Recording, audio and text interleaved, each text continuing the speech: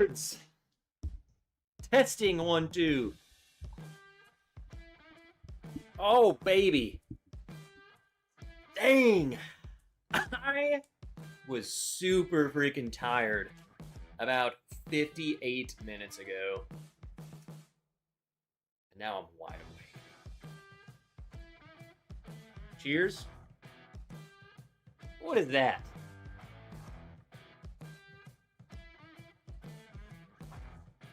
How are you expected to see me in 4K definition?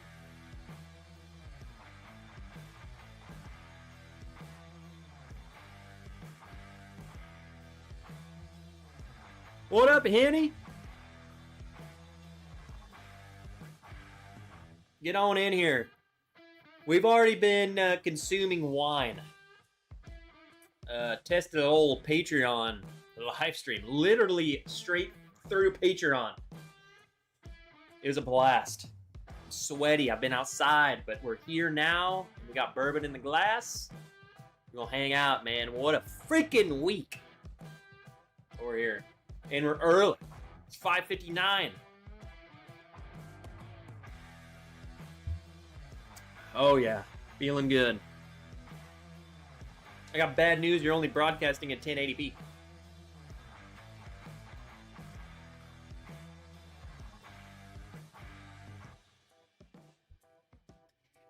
You're right. You're right. I think I did switch it.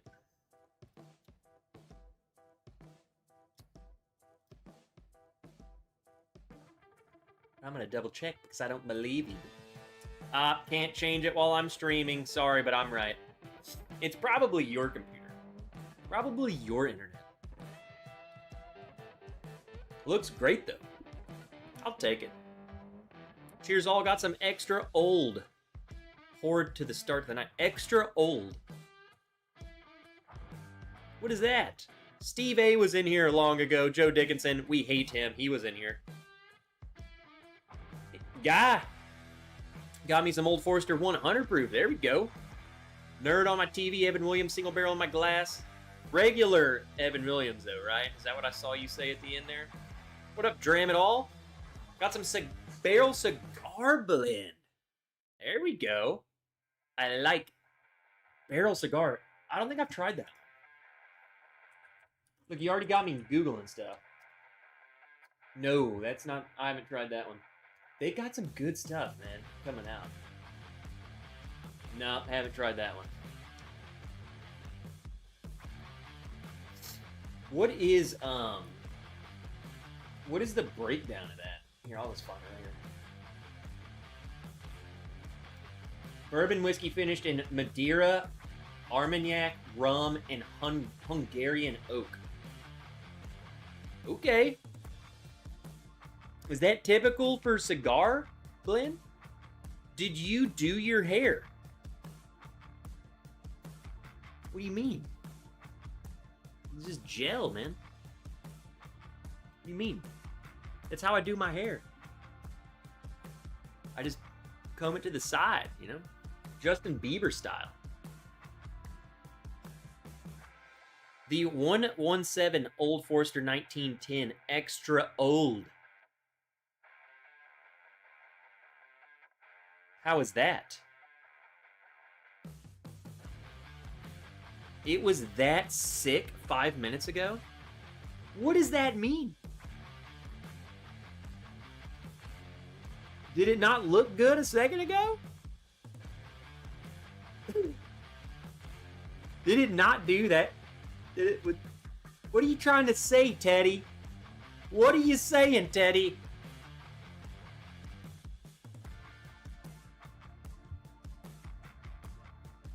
It wasn't that slick. I will say,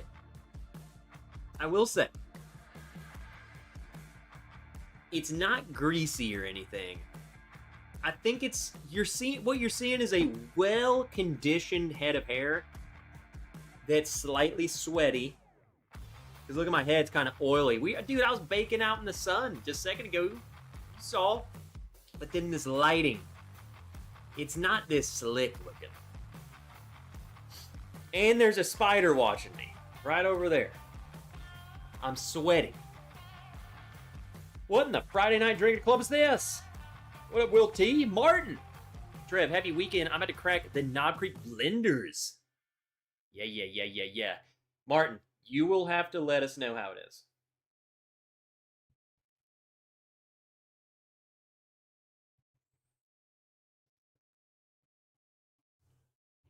You put makeup on? Now y'all goofing me.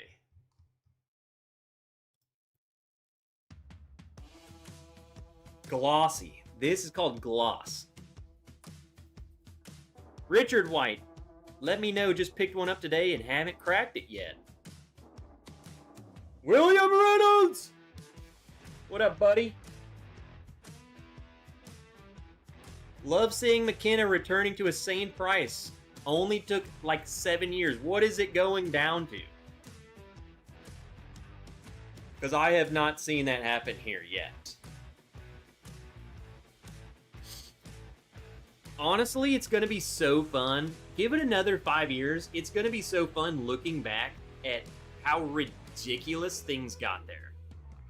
McKenna going from like $40 to $80 or $90 because it was 10 years old was quite possibly just highway robbery. Ridiculous. That's how you know a bunch of the bubble has been busted. No one gives a flying crap anymore. What up, bourbon lover?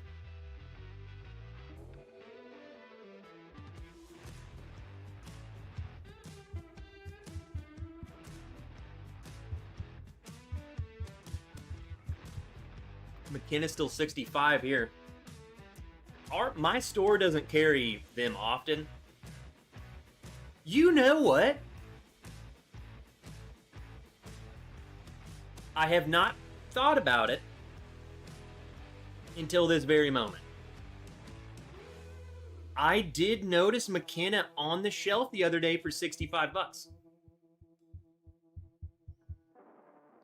And for a very brief period, this is what I'm remembering. For a very brief period, I saw that. I looked, I was scanning, I saw McKenna, and then I saw 65 and was like, for a very brief period of time, I'm like, dang, is that on sale like by 20 bucks? Because it's normally like $90 here. Too expensive, and then kept going, and then I didn't think anything else about it. You know what I'm saying? So now that I'm thinking about it, it was 65 bucks. Huh.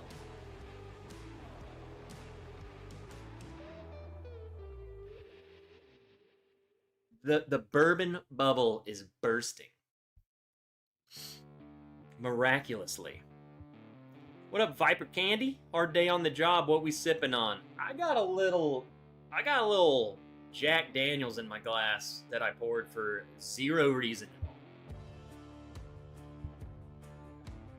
Just like, I'm not even kidding you, like regular Jack Daniels. Like the most basic of Jack Daniels is right here. I'm not screwing with you. What up, Joe the Sample Guy? Hope everyone is doing well. You too, bourbon lover. What are you drinking on? You better not be in here loving bourbon and not drinking.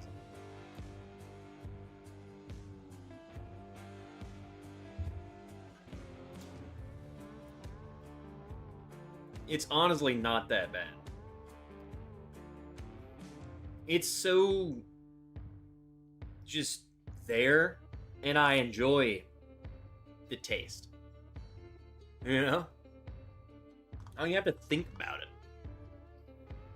It went from 80 down to 65 here too for a while. Now it's down to 45, given that it was 40 back in 2018. 45 is just fine. Steve A, let me run this story by you, and I've told it before. And it's why I never bought McKenna again. The first bottle of McKenna 10 that I ever bought, I paid $24 for it. Now, granted,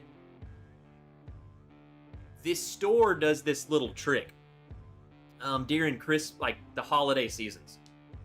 So basically from like November to January, they hide this little elf thing, and it wraps around like the neck of a bottle.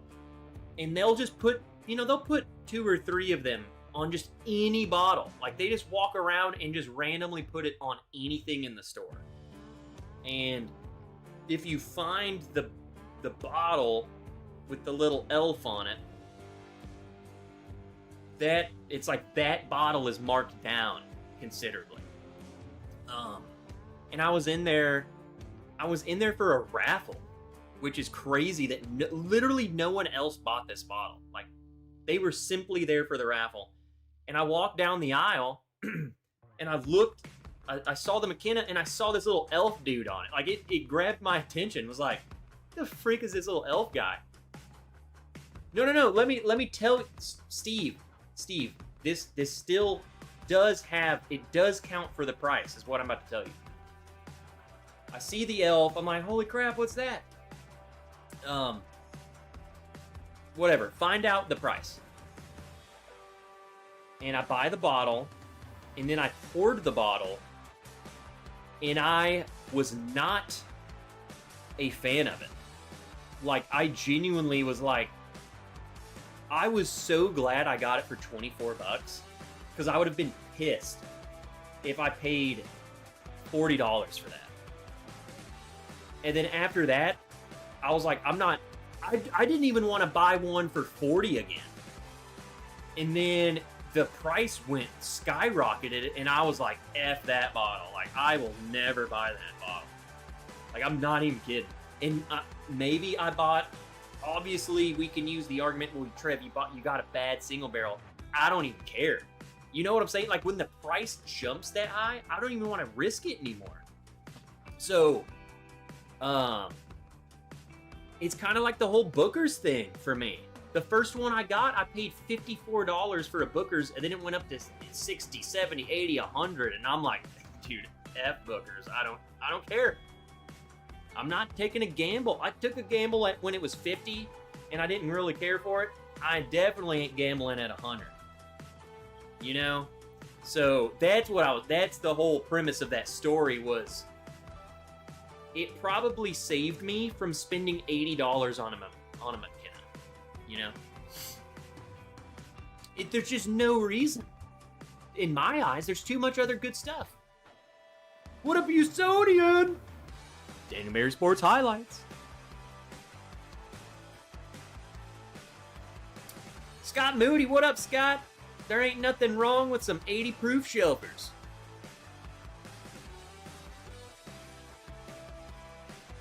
A little old fashioned is drinking an old fashioned cocktail. Yeah.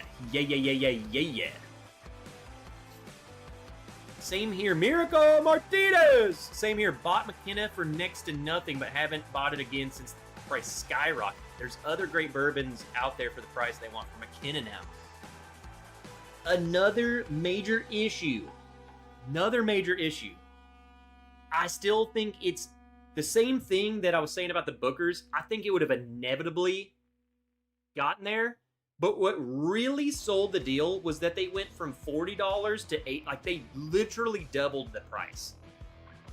I don't buy Bookers, but I at least they incrementally, they dipped your toes into the water, whereas McKenna said, F y'all, we're going in the deep end. You know what I'm saying? They just said, oh my God, everyone's crazy about the age statement. $80, hurry. And then I think it kind of flopped because everyone was like, bro, it does not taste that good. It's not $80. What are you doing? And then they stopped buying it because no one gives a crap. And the people who are suckered into it buy it and then they don't rebuy. You have to be a rebuyer. I would say try and get a sample or something from another batch. They are single barrel every now and then. There's a craft barrel. And that's what I was saying, Steve. I totally understand that. If anything, that just turns me away from crap that's like that. Because I'm like, dude, I guess I'm at the point where, like, I've lost interest in trying to find, like, oh, hey, man, this single barrel, 1130. If you can find that when it's a banger barrel, I don't give a flying crap. I want like consistently good. What is good and it's just there and I don't gotta freaking think about it. Or gamble. I don't want to gamble on it. I don't want to go and grab a McKinnon and be like, hey man, that might be a bad batch for 80 bucks. Bro, it better not be freaking bad. It better be freaking good every time. And I don't know, maybe it was just my palate back then. You know, we could chalk it up to that. Everyone's palate changes. But 80 bucks? No. Speaking of crap that I don't like, we're about to drink 2 of them.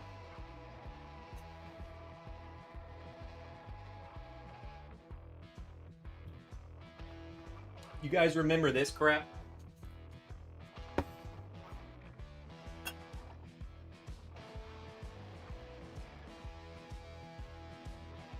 These were also $80 and they suck butt.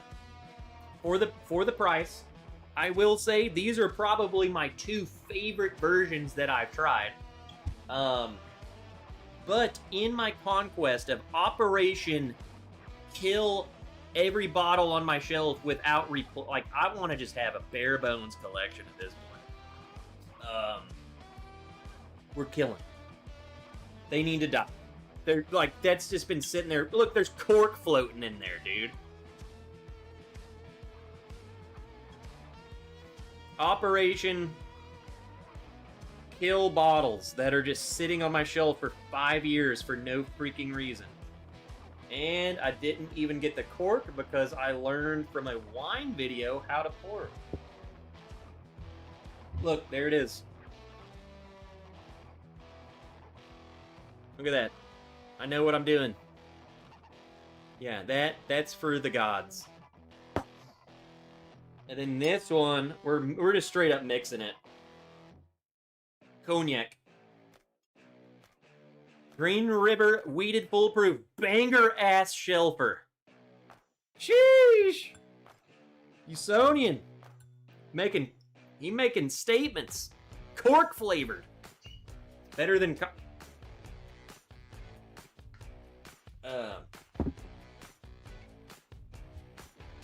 let's try this blend. Adam Hudson, I picked up a bottle of the Knob Creek Blenders Edition. I really liked it. The price was reasonable, $43. Hey, what up? Raymond! My one and only McKenna was so bad, even ginger ale couldn't kill the nastiness. Oh my God, Richard. That must have tasted straight Richard. Dang. Okay, I will say, there's only one bottle that I personally, outside of like Malorton, you know, that kind of stuff, a legit bourbon. There's only one bottle, or in technically my case, it was a big sample that I've had that experience. Can anyone guess what it was? I tried to mix it in Coke, and it ruined the Coke. It ruined my Coke. It was so bad. Neat, bad. Poured it in Coke, bad. I mean, come on. If you can't even mix it with soda, you're doing something wrong.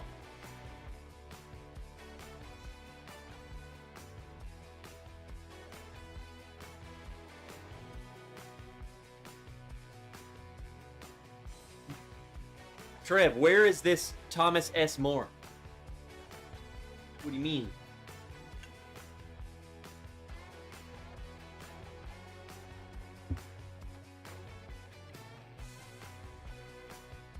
Are you asking the bottle that I thought, like the worst bottle, mixed with Coke?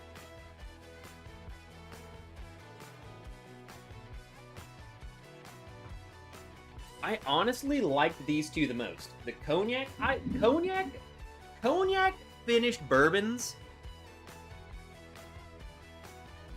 I freaking love them. Cabernet.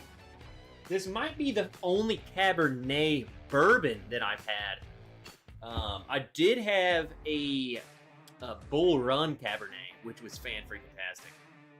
Those are probably my 2 favorite Thomas S. Morris. The rest have just been atrocious. No one guessed. No one made a guess at what the like the bottle that ruined Coke.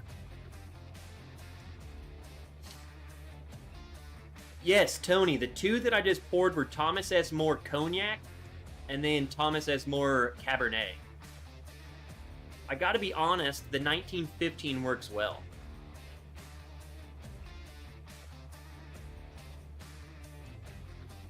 I don't have any left, but I've kept this bottle so when I eventually do it again, I can just refill it. But look, I got the Old Forester 1915 freaking label. I made the whole thing. Well, I think the back label's not the back label, the front label. And this. One of you guys, someone who watches my channel sent me this sticker. They sent me this. And then I made the blend. And I'm just keeping it forever.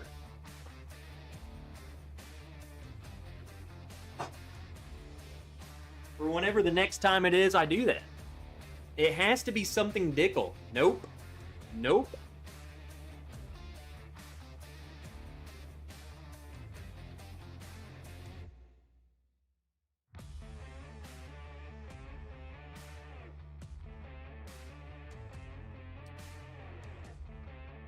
Okay, hold on. I think I jumped into Steve A's.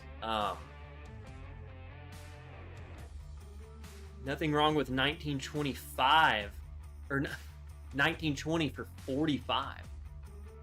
That's another really solid option. Is it $45 for you? You pay $45 for 1920?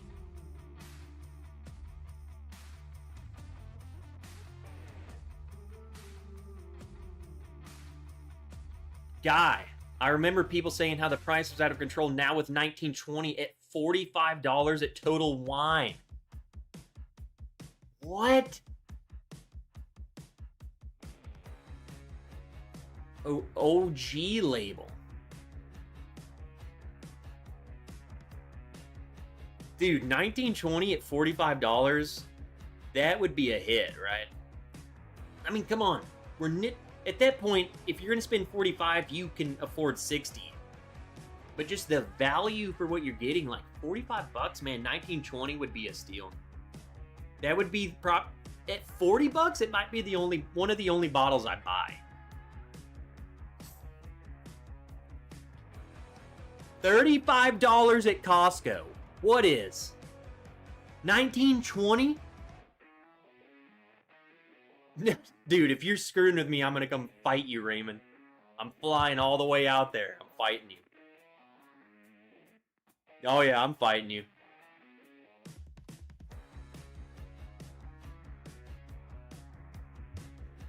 No! Cheers, you sons of a bitches! Miss y'all, Odyssey Rider. How you doing, bro? I know you've been dealing with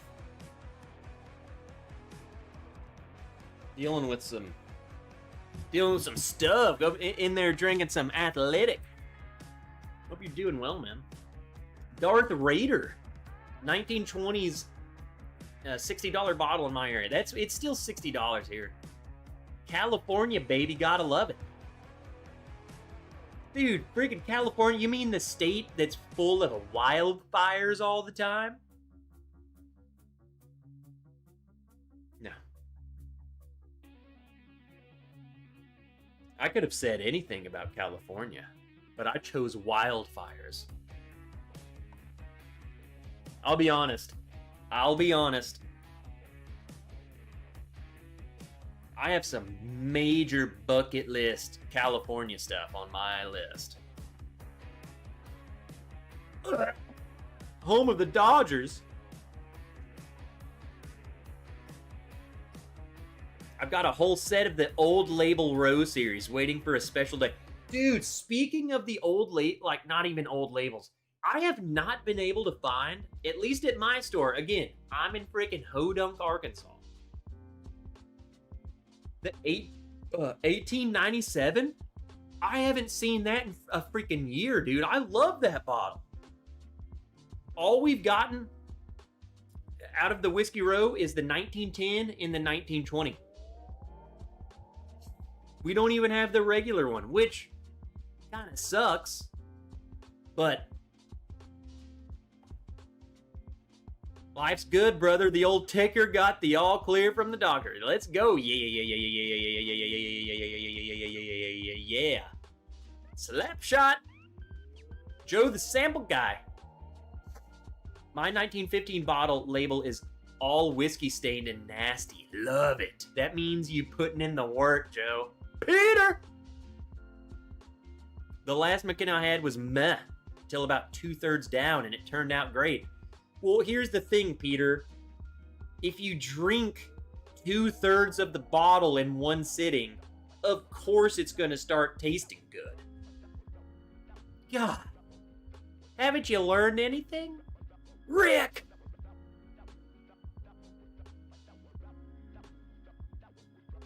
What up, Rick?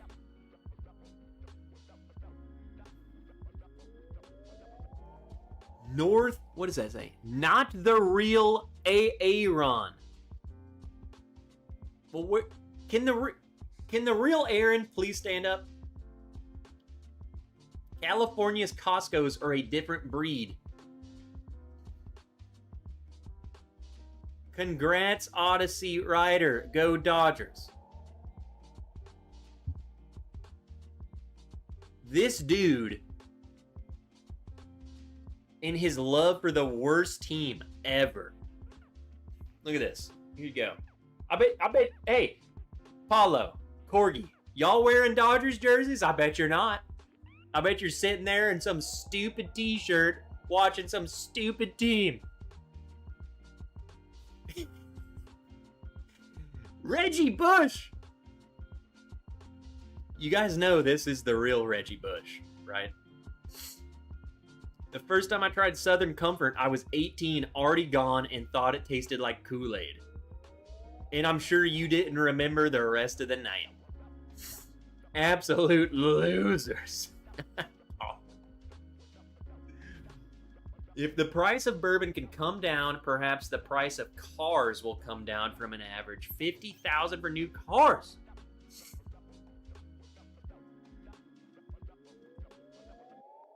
Oh, you're saying okay, I'm seeing it now. Perhaps the price of cars can come down. What do you mean? I paid $20,000 for my Honda Civic, brother. Come down to Arkansas, buy a Honda Civic. I still drive mine every day. Not me. I have a Conan the Barbarian t-shirt on. Are you going for the Dodgers, though?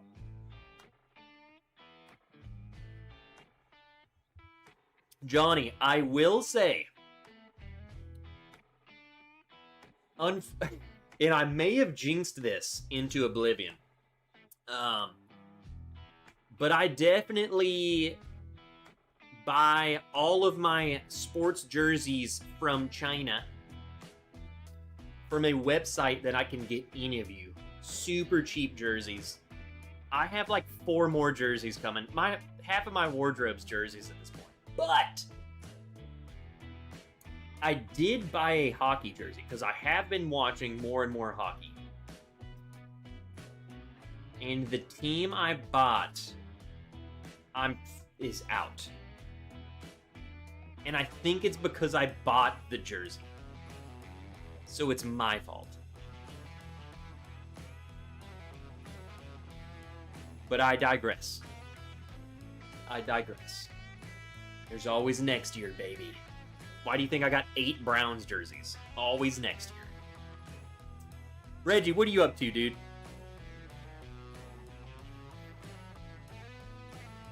Got anything in your glass? Or are you just sitting there all handsome like?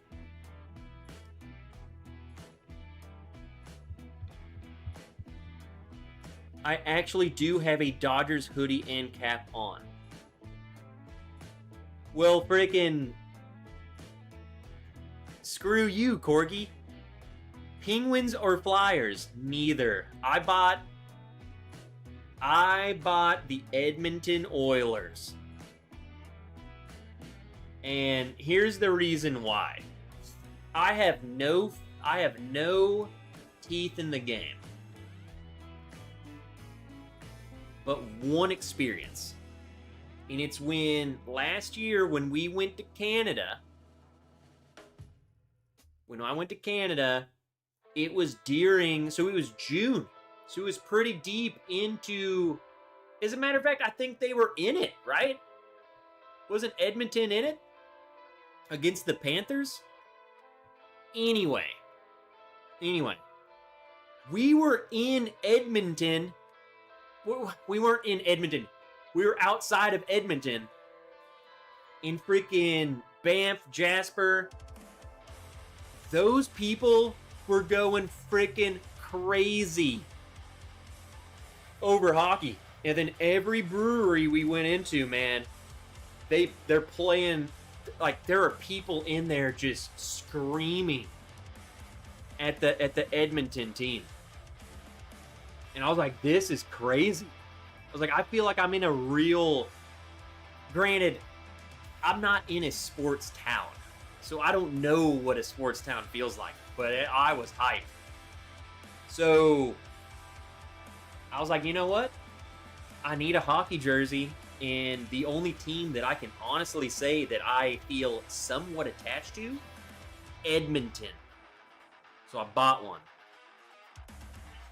And I got number 97, whoever that was. I asked a buddy, I said, who's the best person on that team? And he told me that guy, so I ordered it. Think about it.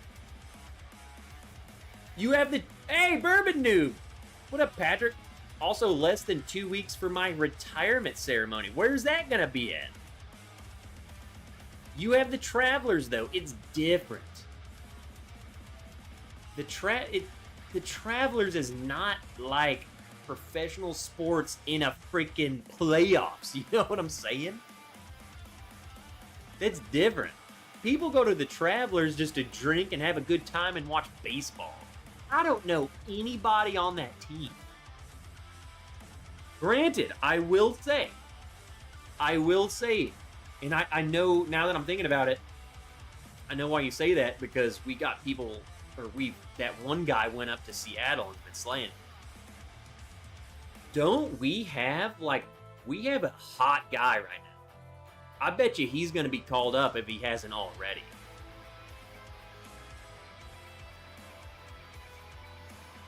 I don't know if he's like a #1 prospect or what. You should know what I'm talking about. You're a Mariners lover, huh? We got someone right now who is like hot shit.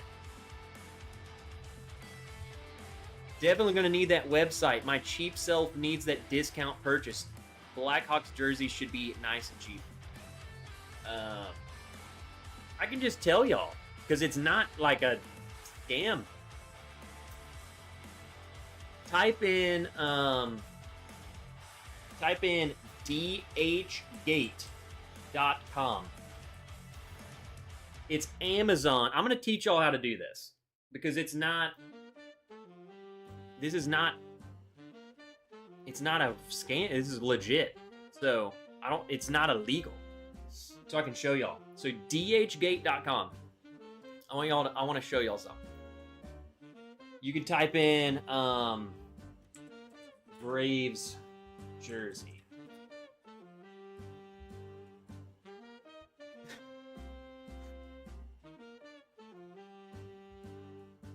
Oh, I had an ad. I tried to close out the ad. Braves jersey.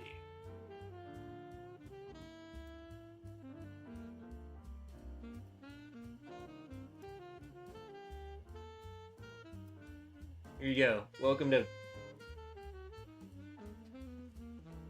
Braves jersey. What the heck? Maybe I can't do it.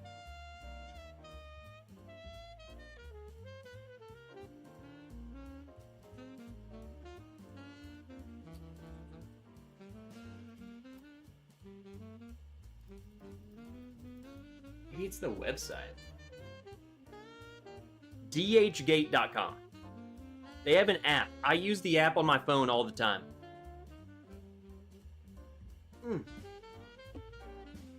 Let me just show you.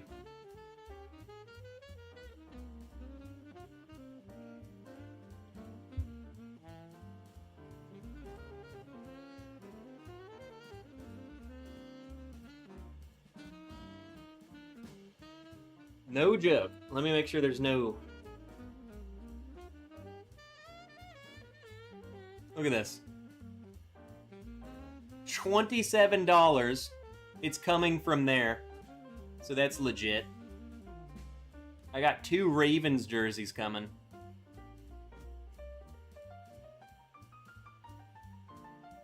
I got that jersey coming. Look at that. $51 for 2 jerseys.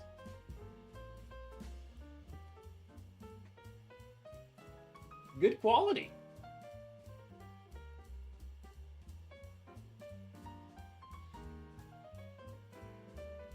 What's everyone drinking tonight? We killing whatever we want to kill. What are you drinking?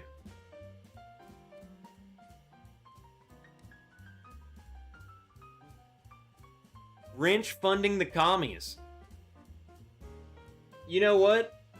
I don't even care. I want... What? Okay, this is how I think of it, Paulo. I'm going to pay $27 for a jersey funding the commies versus spending $150 for the same exact jersey. Funding who? A bunch of rich, fat, white guys. They got billions of dollars. You know, like, dude, it's trying to take my money, man. Jesus. F this place if that's the case. A friend clued me in on the China-made jerseys. They look like the real thing to me. Look at it. This is it. I bought this. Every jersey I have has come from China. It comes from like the same 2 sellers. What up, Mark Immenecker? Hey, they could be Mexican. What? Digging around looking for a bottle and found 2 Antique 107s I didn't know I had. What a terrible problem that is, Rick. Our new pitcher, he was the first rounder from last year. No, Bourbon Noob. There is a guy on our roster right now that's like hot stuff. I know who you're talking about. I got his bobblehead, the guy from last year. I got Kate. Let me look. Is that Kate Anderson?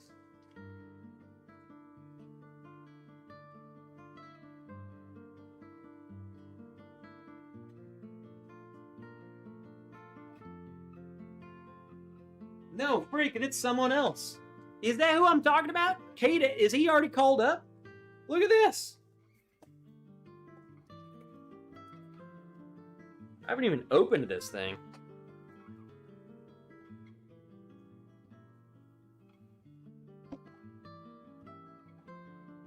Oh my God. Is this somebody? I have several of these.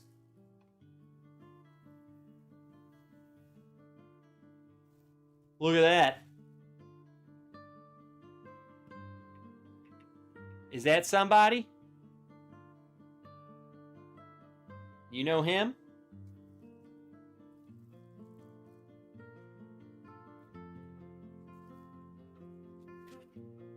Yeah, well, there we go. I got several of his bobbleheads. So Cade Anderson's the guy I was talking about. And I agree. Matt Olson is absolutely frying.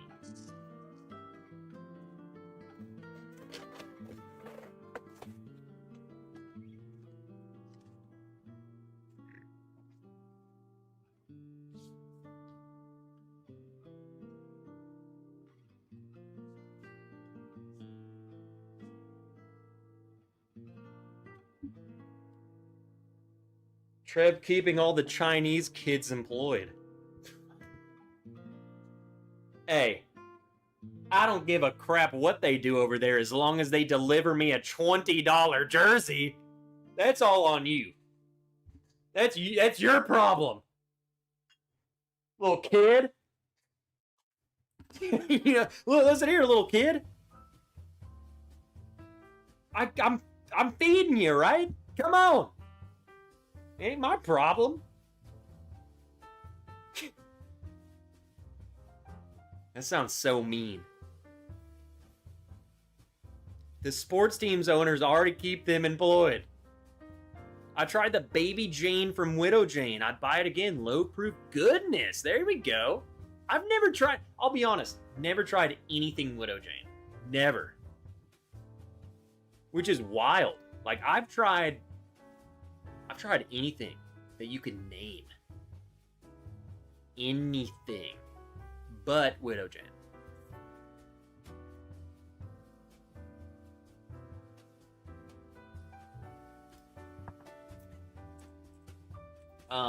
I'm trying to search this for you guys.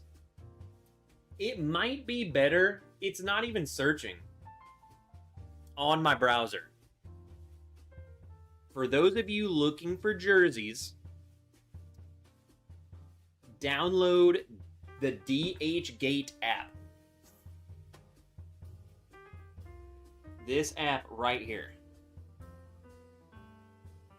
Download this app. Here, I'll just teach y'all right here. Type in Braves jersey.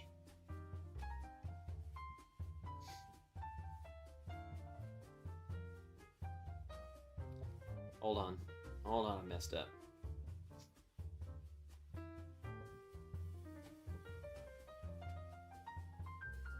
There we go. Here, Ravens jersey. It's in my feed. Type in Ravens jersey. $16. Wow, which one do I want? I'm gonna wear a medium because they're pretty big. And then it's gonna show you all these options they have. This is the new they have the new jerseys. They have some old ones. Like, what even is that? They have it. And then you have all of you have players that you can just choose. You know, man, I want Jackson. Or you can put any number or any name you want. It's gonna delay your time by like 2 weeks, but they will put Big Willie 69 on your jersey. So yeah, look, they got Trey Hendrickson because they got traded, right? It is $16 plus $13 shipping. I mean, that's crazy. It's insane. And I'm just doing this a pro tip because I think a lot of y'all want to know. If you do the custom name, right? You want custom name? You click the custom name. There won't be an option really anywhere to add that name. Like anywhere. It's like you'll go to the checkout and it's going to be all this Asian ads and crap, right? Like it's like there's no way to do it. So, what I do is when you go to the checkout, I'm going to teach y'all this because look, again, it's like freaking Shein and all that stuff. If you've used Shein, it's the same way. I mean, it's like they're trying to sell you on all this crap. When you go to purchase this, I'm gonna show y'all this.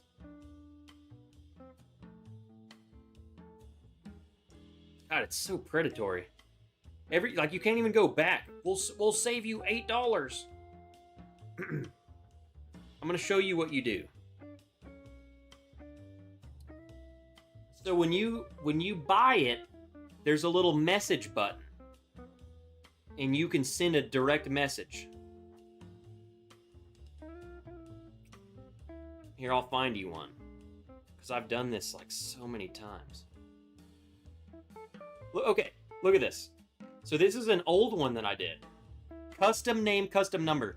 So when you purchase the thing, and then you click chat, and then look, I sent him a message. Look how stupid and simple this is. Custom name and number. Name Wilson. Number 39. He says, okay. He says, okay. It appeared flawlessly. So, I'm just saying, it works. It works flawlessly. Get a Pavia jersey. F that. I did. Hey, if you guys are really into football and you haven't watched those new videos on YouTube, the John Gruden's QB class, highly recommend. They're like an hour and a half long each, and it gives you a perspective on these guys. I don't hate Pavia as much after watching his video. I watched the whole thing. Joe Dobson, a friend gave me a bottle of Widow Jane, maybe 13-year-old total crap. The jersey has the A's because they couldn't spell athletics. I don't know what you're talking about, Paulo. Matt Olson is carrying the team. Wait, I already read that. My brother has like 80 game-worn jerseys. He ain't getting them for 27 bucks. Eric! Cheers, Trev. Cubs, Braves, starting next Tuesday should be a stellar series between two teams playing outstanding baseball, which I will agree. The Cubs... Who is it right now? The Braves, Cubs, Yankees. Obviously, the freaking bullshit Dodgers. And then I thought there was another team that also had like 25, 24 wins. Yeah, the Cubs freaking killing it right now. Love to see it. Have nothing against the Cubs. Made with asbestos fabric. You don't get hit with tariffs on that order. No. When I hit checkout and it tells me it's 50 bucks, it takes like two weeks to get here, but then it just shows up Mr. Wang. And it's like a package from Mr. Wang. And I open it and it's this. So, agree, the Gruden QB series is amazing. Y'all have to watch that. If you guys have not watched Gruden's QB class, just YouTube anytime this weekend. John Gruden QB class. It is so freaking good. Like, they could make a freaking HBO series. Like, and it's free. It's on YouTube. This is better than anything freaking ESPN or anyone's done. It's really interesting. Really behind the scenes stuff. I've been watching all of them. From like start to finish. And like people I hate. I watched Pavia. I went into this like, dude, this Pavia guy sucks cock. And then I'm like watching it. And I'm like, man, like the kid, like, kid kind of knows football, you know, like he knows what he's talking about, and he's very articulate with what he's saying. It's weird. You gotta watch it. Really opens your eyes a little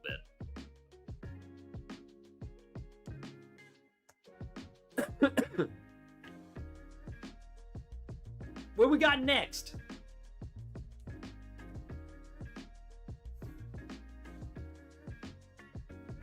Sorry I went on a tangent on DHGate, but I'm telling y'all, man, get y'all's jerseys in. Order them jerseys now. It takes a solid 2 weeks to get here, so you need to do it.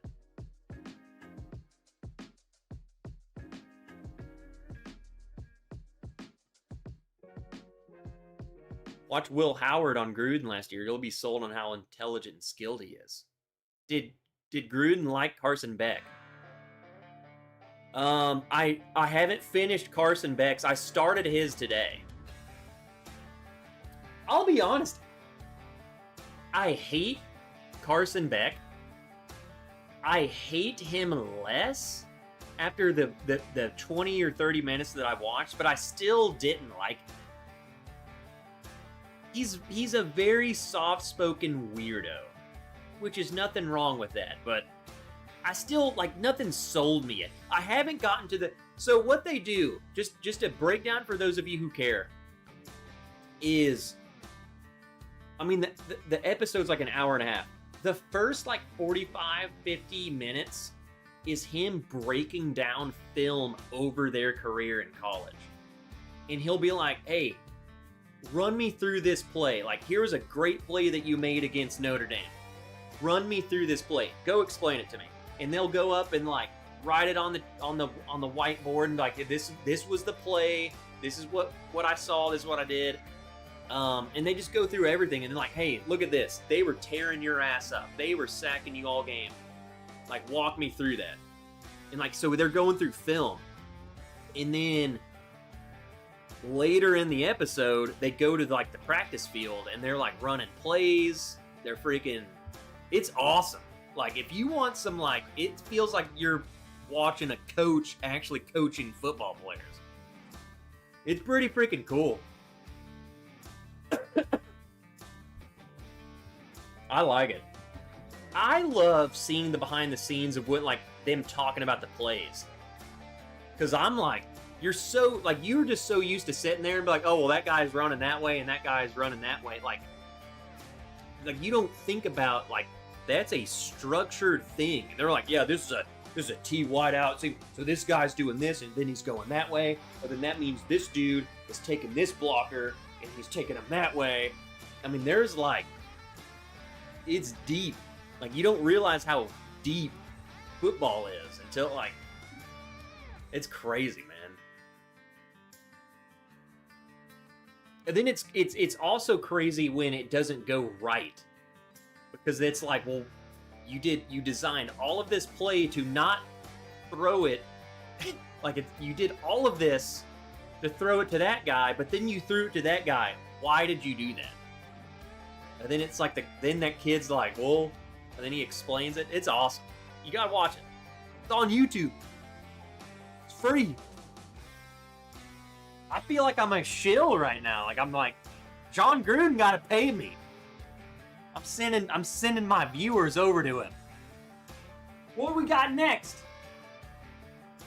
What we got? Come on. If someone names a bottle that I have, I'm pouring it.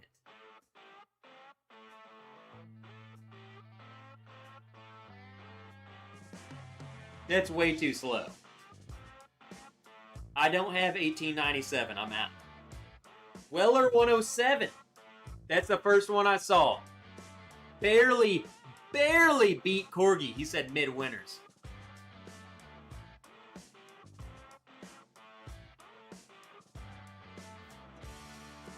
Drew got it. Drew got it.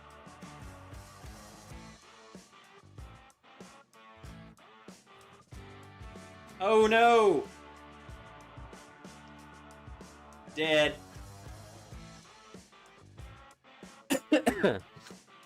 It's all dead, Drew. Gruden is famous for the spider to Y banana. Bye-bye. I will say, the only way I can get 107 is from people who get 107, like Joe Dickinson. I buy mine off the streets of Cleveland, have to support the local counterfeiters. Are they charging? Joe, do they charge you, like, a lot? Surely they're not buying them from DHGate for $27 and then charging you $60, right? I mean, I guess I would probably do it too. Just being in the environment, being drunk, and not having to wait 2.5 weeks shipping. I can do it. Bye, bye, bye. Oh, Mark Amenecker was just saying bye-bye 107.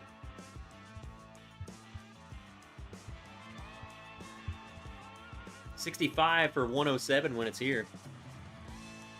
I think it's totally fair. This is easily this is the best Weller to me. It's a thick old pour.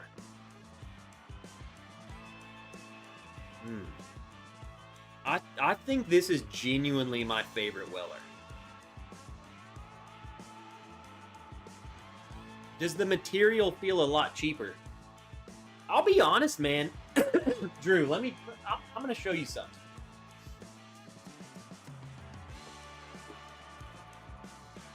Hold on, Drew. Hold on.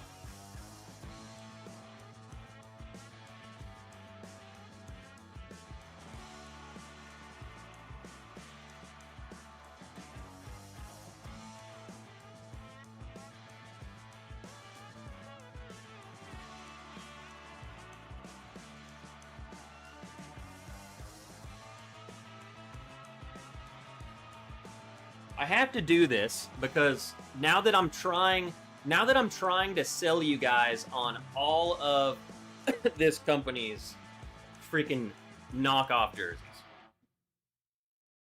They are at least the ones that I've bought, okay? So I got this one. It's not itchy. It's not itchy. It's kind of stretchy, but then I'm going to show you this one. I got the Acuna Jr. It's a totally different material than this. Like, I wouldn't say totally, but it's got a bit more stretch in it. I think when I saw this on the website, it was called something different, like sports, like a sport blend or whatever. Like, you'll have to look at the jerseys when you go and check out. I mean, dude, it's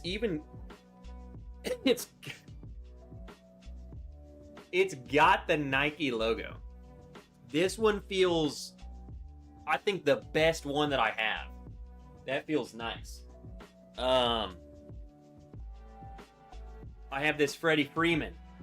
It's not nearly as soft or stretchy, but it's definitely doable.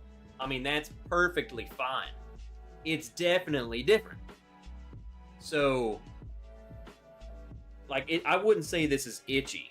It's not like they're using freaking wool. And then even this is what's crazy to me. I wanted to show you this. A AA baseball team. AA.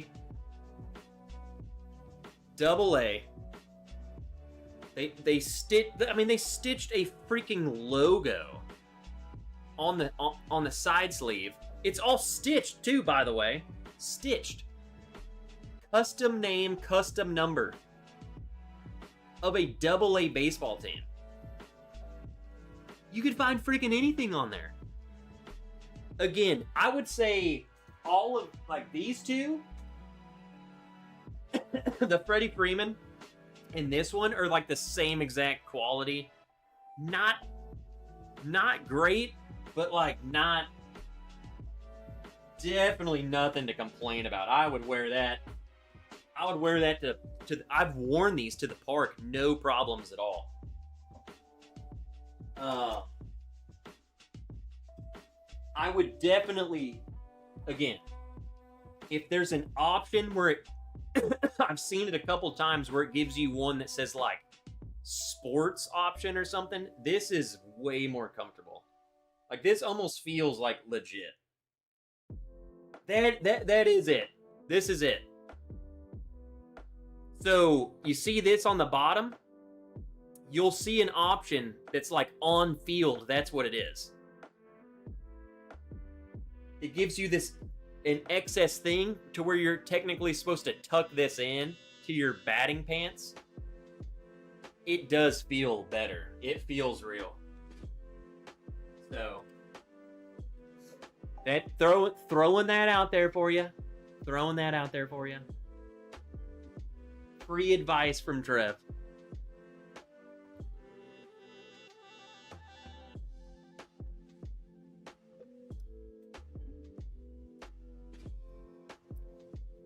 Here, I'll look. And then we're moving on. I'm just talking so much about these fake jerseys. I'm really trying to sell y'all. Braves jersey. And then you go to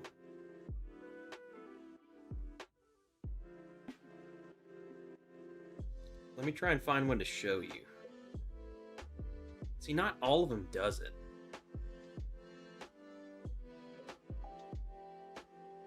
Okay, so I think this is... they're all different. But I think this is what it means. So look, I pulled up the Braves, right? You have this one.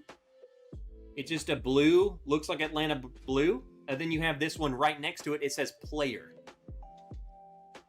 No price difference.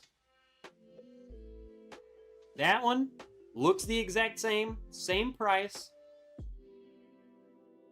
Player. I think when you see stuff like that, if you ever see something and you're confused, because it's all China, that is the softer one. I would honestly say go for that one. Feels better. And they're the same price. But that's what this is. It's called player, and you can see the extra little fabric right there. So it's supposed to end there. I mean, shoot, just chop that off if it bothers you, but it feels nice. There you go. Trev Pro Tips. Selling you on jerseys. What'd you expect for 80 cents an hour? Hit the like button, nerds! My next pour will be Weller Foolproof. I got that from Fundraiser like 5 years ago that Trev ran. Let's go.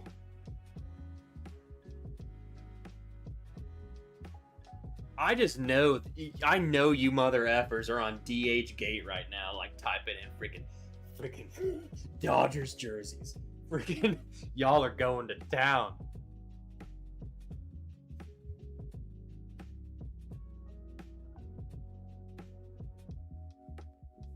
I know it. I know it.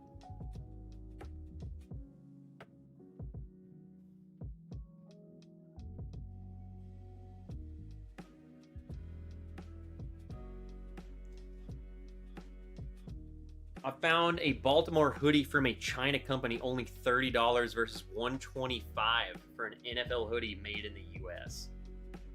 Was it made in the US? Was it?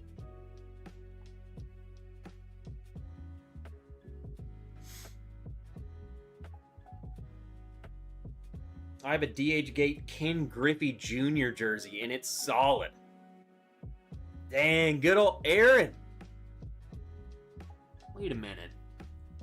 Aaron, is that the same Aaron that we saw earlier and his name was not the real Aaron?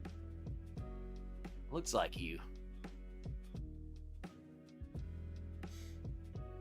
Man, speaking of Ken Griffey Jr., God, what a throwback.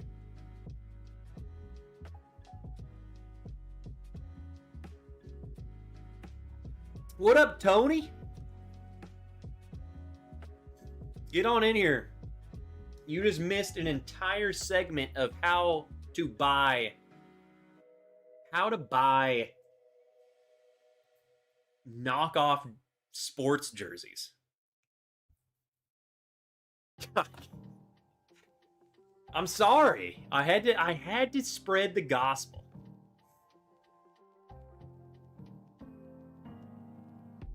Don't even get me started on how to watch free sports programming.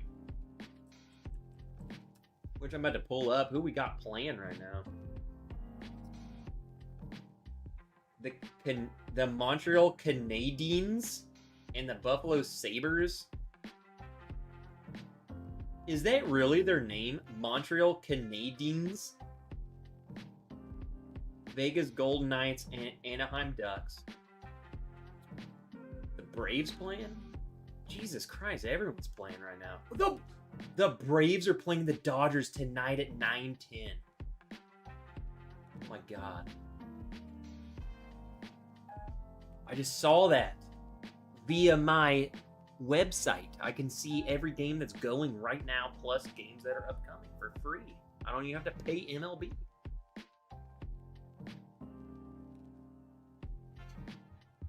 That's the great thing about these streams. Never know what the topic will be, Drew, because it's just a bunch of buds in budettes, brothers and sisters in here just drinking and freaking we're just hanging out, man. Every time. We just talk about whatever we want to talk about. What do you, like? We don't go in like if I invite you guys over to my house, I don't have a freaking spreadsheet of okay. Now we must move on to this pour. And then I'm going to do this blind tasting, and then we will end the stream promptly at 7:05.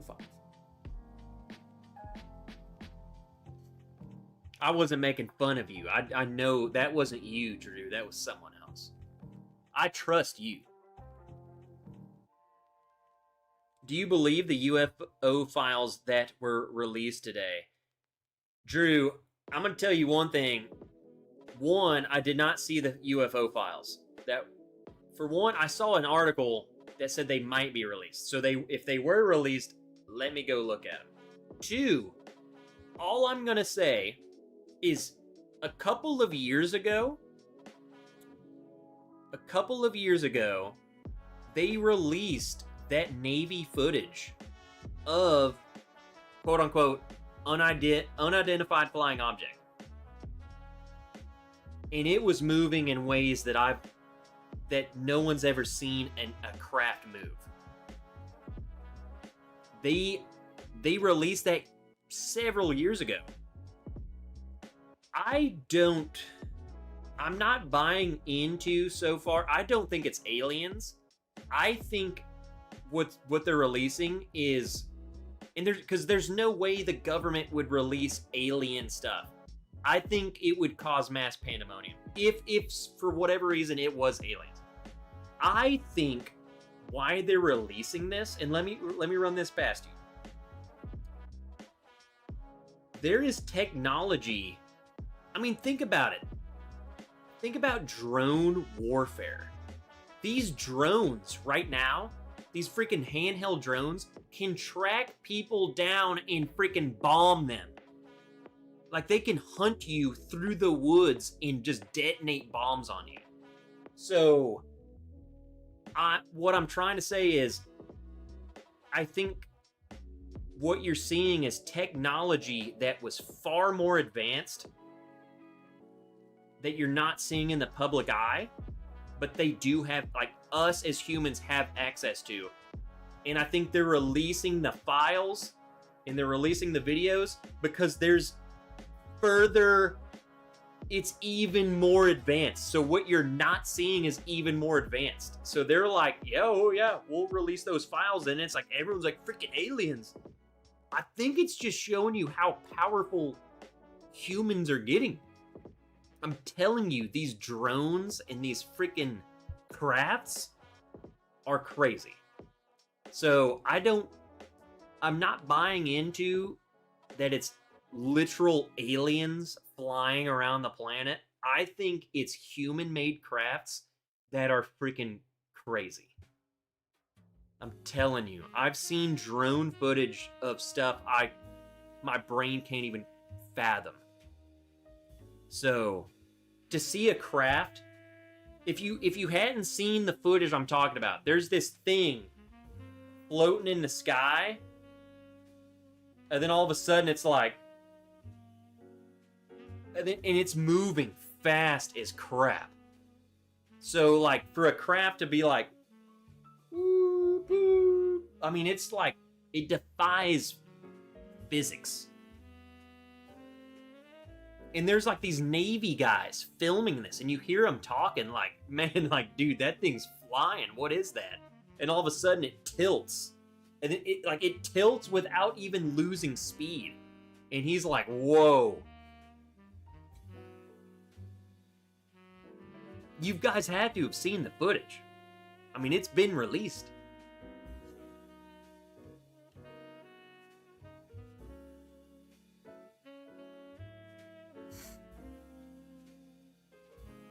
Brother, when I went to Spain, Barcelona is the king of knockoff shit.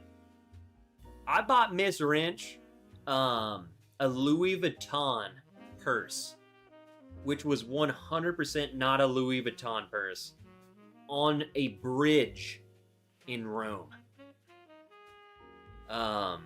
He had it for $100. 100 euros. There's a little piece of tape on it. 100 euros. Me and Miss Wrench were drunk. We've been drinking wine all day. And I walked up to him and I said, how much is that purse? He goes, 100 euro. I said, I'll give you $40 US right now. He goes, deal. I was like, God dang, I should have offered him 20. So, $40. Knockoff Louis Vuitton purse. Miss Wrench loved it.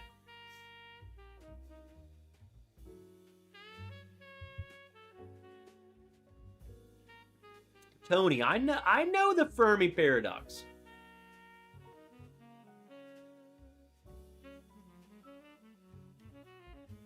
Okay.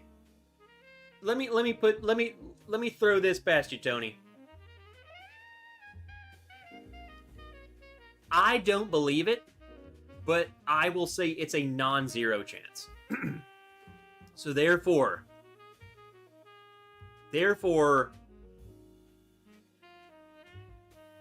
if it were to come out that it was in fact a freaking alien flying by, I wouldn't be like, oh my God, I was totally wrong. I would just be like, well, the odds were against it, but shit, here we go. It's a freaking alien. You know, like, I'm not buying into it though. I don't think that's what it is. I think it's some sort of governmental craft, experimental craft that they were testing and got captured, and at this point that technology is obsolete, and then that's why do you think the government's the one releasing it to you? The government, the people that we should not be trusting. Everyone wants to talk, man, well, we hate the government. Guess who's releasing these files? It's not aliens. It's an outdated experimental aircraft. Because now they got something way better that they're releasing. And I don't know why. The bigger question is, why are they showing? Why? Why are they showing us this? Why would they release this now? That's because it takes everyone's attention off of stuff. Because now people are, God, there's freaking aliens. But what they're obviously trying to get your attention away from something. It's not aliens. And it's not freaking, they're not releasing this because they like you. They are driving attention away from something, and that's something I don't know. So, that's what I'm saying. It's not aliens. The same government you all claim to hate is freaking dropping alien footage. They don't call it alien footage. They call it UFO. A UFO is unidentified flying object. They don't know what it is. Except for they do. And it's probably their craft, a Russian craft, a Chinese experiment. It's all experimental stuff. It's like awesome. Crazy stuff. But it's not little aliens flying around our planet. It's probably some sort of spy drone that's just so badass it can just freaking revert on itself. Just saying. Anyway, I digress. That's just my opinion. Y'all can believe whatever you want to believe, and I won't judge you at all. Except for I will. I will judge you because we're all friends here, and I will talk shit. Just like I want you to talk shit about me. That's how we do it around here. We're a bunch of buds.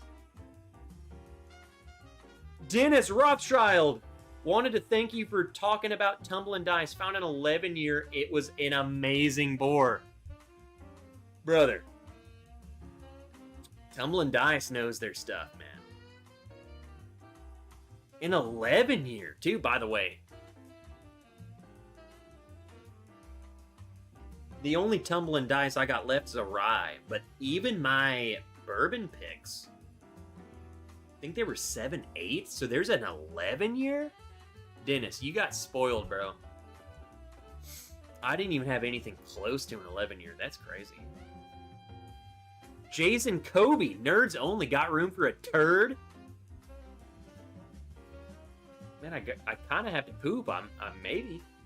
I guess I can go poop real quick and we can get Jason in here.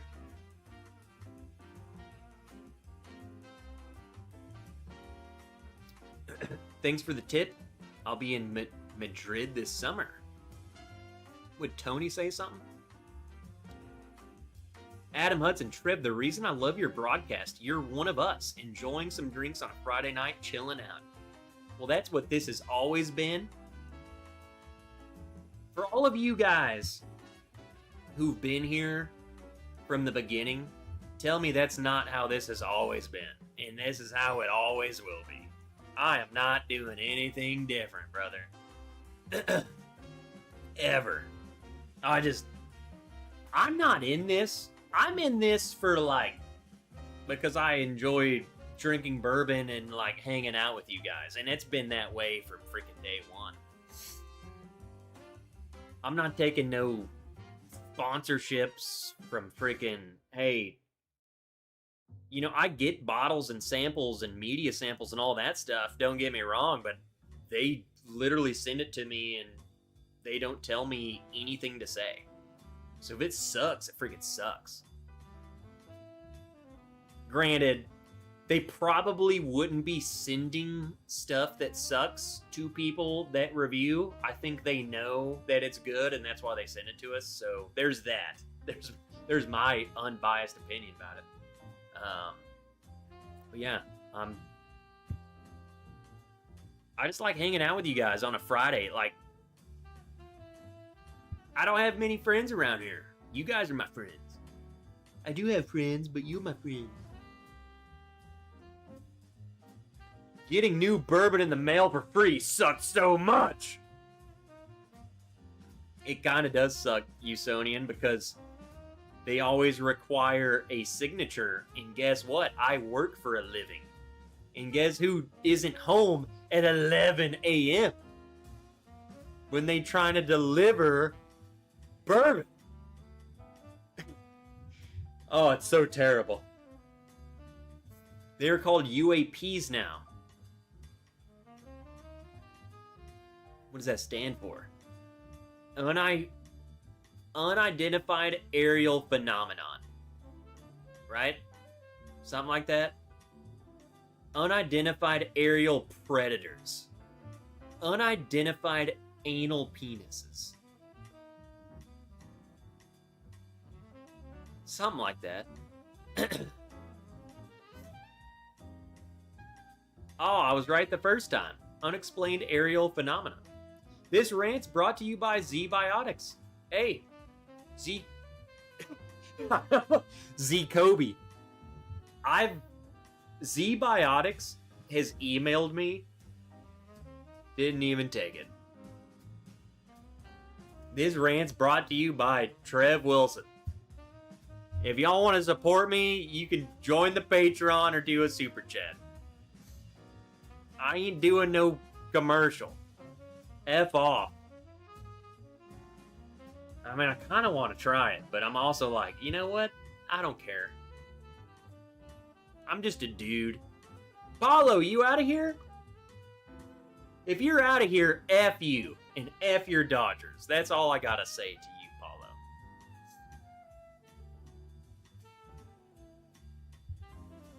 And I love you. And I love you. And I hate you. And I love you.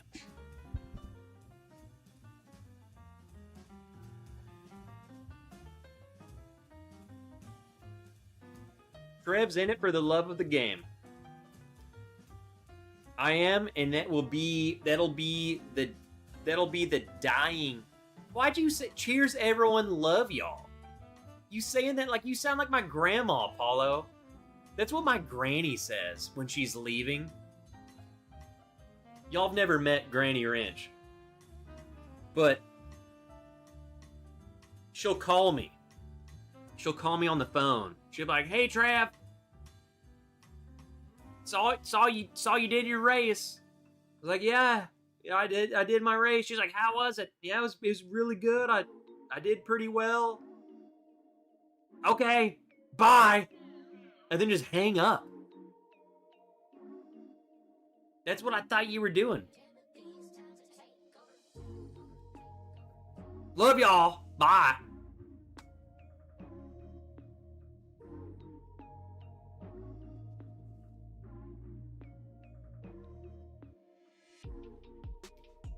Donald Rants. Back to the Habs game. What are you watching? The Habs game. What is that? The Habs? Go Habs. The freak is that?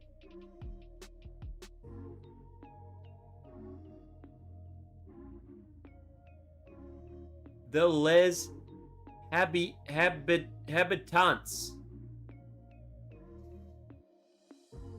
Oh, so he's watching the Montreal Canadiens.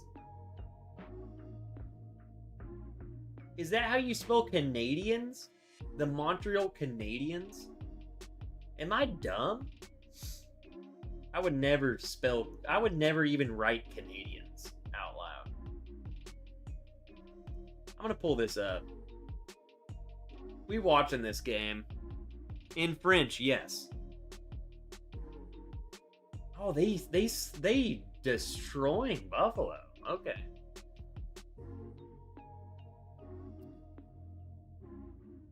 Knob Creek Blenders first pour. God dang it, did I have one?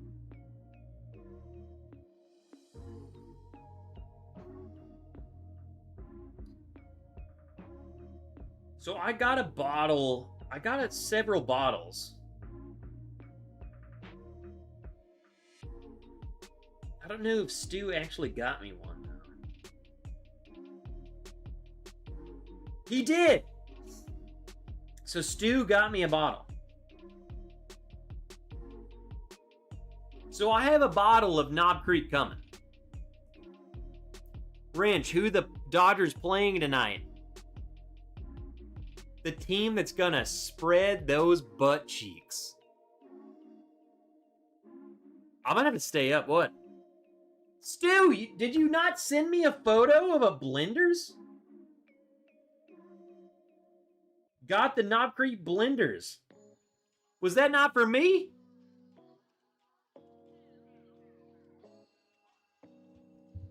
I love how he came in here, got you what?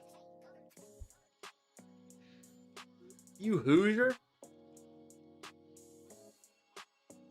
Montreal are the Yankees of the NHL for championship.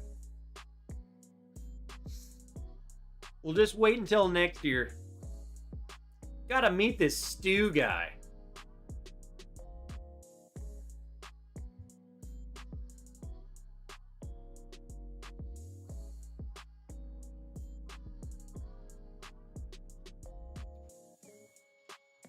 Dang, look at ASMR whiskey. Just snuck in here. No rush, Stu. No rush at all.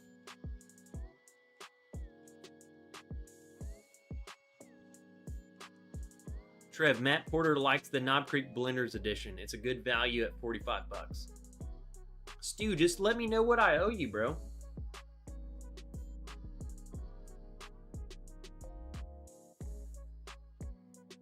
Why? Let me run this by you guys. Why is Buffalo? I mean, this might not mean anything to you guys at all, but they look like Boston Marathon colors.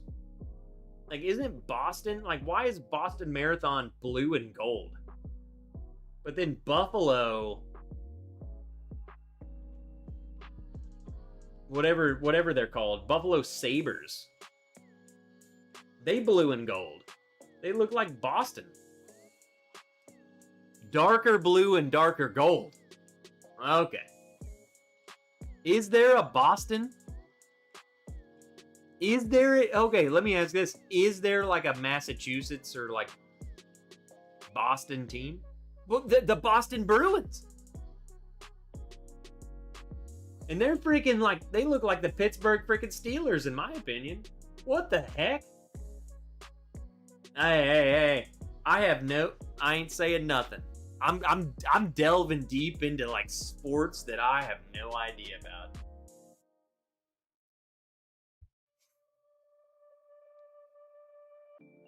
I'm just saying, I was looking at this and like, god dang, they look like the Boston Marathon.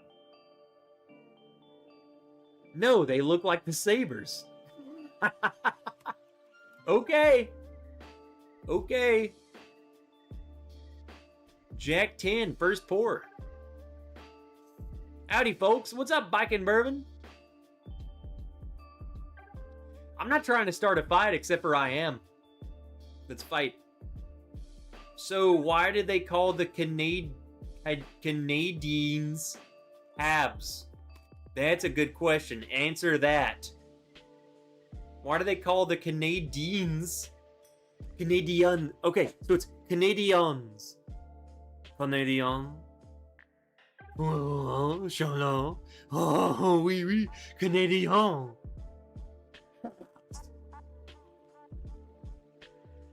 Explain that one. Tell me that. Explain that one. You don't know. I think it's because Canadian is French, but then what is the Habs? Do you have a meat smoker? I need to add my meat... Oh, that's not what you're saying. I need to add my outdoor appliances. I do not have a meat smoker. My buddy Dan has a meat smoker, and it's great. Not too big a meat. Simple. I can find out what smoker he's got. Low scale.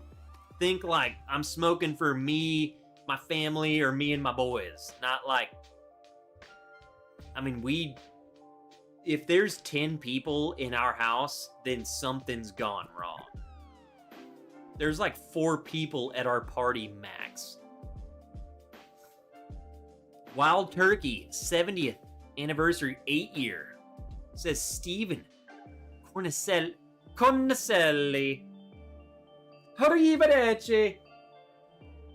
All right, Steven, I like your name the best. What am I pouring? And I don't have Wild Turkey 70th. I do not have that.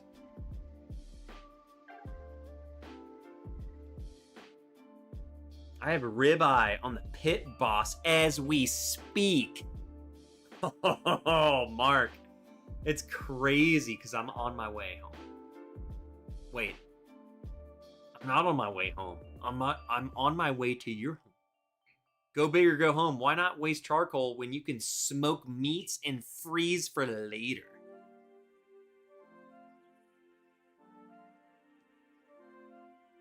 Isn't Canucks considered an insult in the Maple people? What? Sabbatical. Cracking open a Knob Creek blenders tonight. Dude, you're the 5th person cracking open a Knob Creek blenders.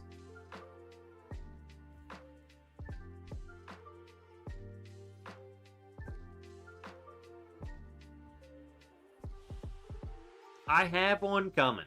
Stu, I love you, but look at these people. Still haven't seen it. It's coming out, obviously. I mean, look at everyone's getting it. Tony cracking open the Elijah Craig 15. Yeah. I will be doing a review of Elijah Craig 15 soon. Dennis, okay, putting some blenders in the Glen. Hopefully you guys have some sports on and we're drinking. Like I got this Montreal Canadian versus the Buffalo Sabres. And I'm watching it. We also got, I think we got a lot of baseball. I'm streaming to the East if you guys want to watch all of this for free via your computer. If you don't understand what that means, you can ask, but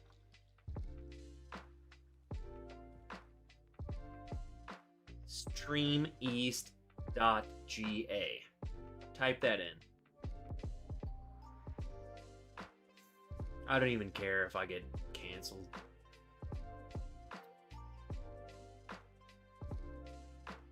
Streameast.ga.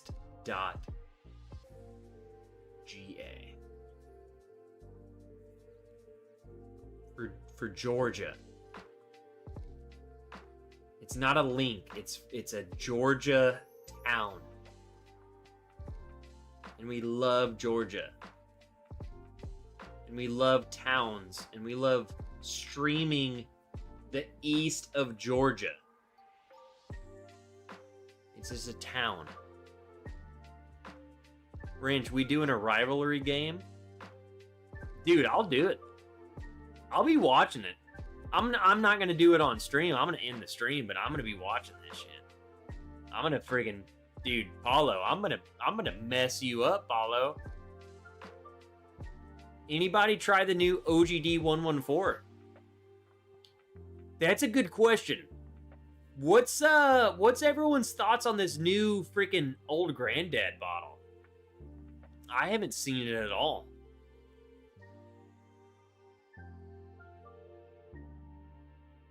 Watching the Marlins versus Nationals. Diamondbacks later. Trev enjoying the live stream for the Mile High City. Dustin Pullman, I don't care that you're here. Where's Cece? Just kidding. For one, I don't know what the Mile High City is. I thought you said the Mile High. At first, I read that as Mile High Club. And I was like, there ain't no way you pulling up my stream in that tiny little bathroom just going to town. You know what I'm saying? There ain't no way. Mile High City. That's way less cool. Where is that? Porky went on vacation, found a Baker 7 distilled in 1990. What? Found a Baker 7 distilled in 1990, bottled in 1997. Really? Where did you, like, was it just on the shelf?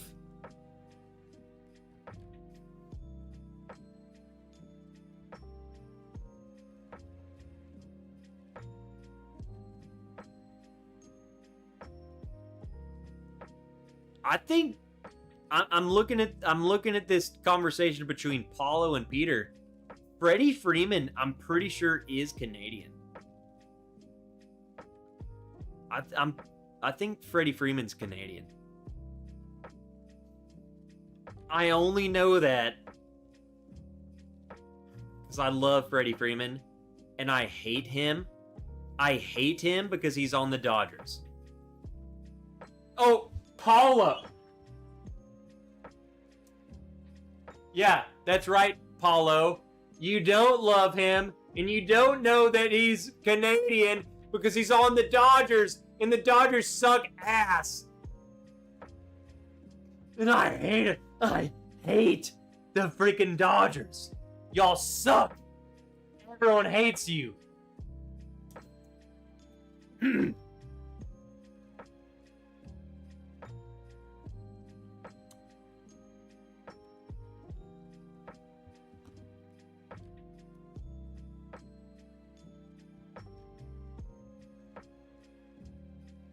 What are we drinking next, Paulo?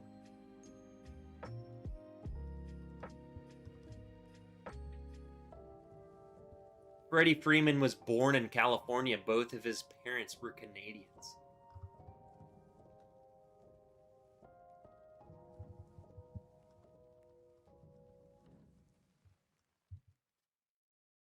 Guys, the only thing that matters at this point is it doesn't matter that he is or isn't a Canadian. The only thing that matters is that he is actively a Dodger and we hate them. That's all that matters. Canadians are fine folk. Dodgers are not. Their fans might be, some of them. You know, I talk shit about Paulo. He seems like a fine guy, but the Dodgers are terrible. I hate them. They're terrible. They actually increased my taxes, so I hate them. And if you ask why, I have no idea. I made that up, but I hate them. They probably did that. It's probably their fault. I don't know. Who else would it have been? What about these UFOs? I've never seen a UFO and a Dodgers person in the same room. Trev, Mile High City is Denver. Cece had a few too many at lunch, so she's taking. Wrench needs to stop buying those knockoffs. They made a mistake in the name Freeman on the wrong team jersey. You know that Freeman won a World Series with the Braves before the Dodgers, right? I mean, that's all I gotta say. And that's all I gotta say about that.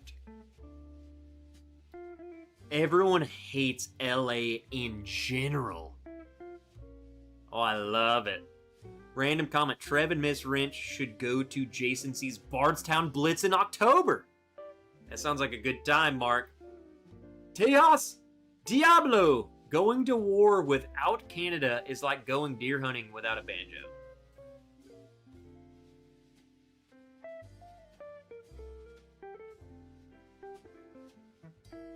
You know, Tejas, I don't know where that comment came from, but that's exactly why you commented here on the Bourbon Wrench. I agree. Literally went to war for 20 plus years, and we had Canadians, and we had Brits, we had the Poles, we had the Germans, we had freaking the Estonians, Lithuanians, Latvians, all of them. I kind of agree with you.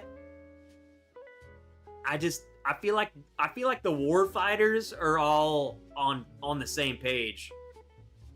I feel like our politics are not. But war fighters are all on the same page. I'm like, dude, I'll take a Canadian any freaking day. You want to go clear a building? Oh. Canadian, Kansoff, let's go. I don't care. What we got next? LA is in Cali, therefore it sucks! I give it to Canada, along with New York City in Chicago.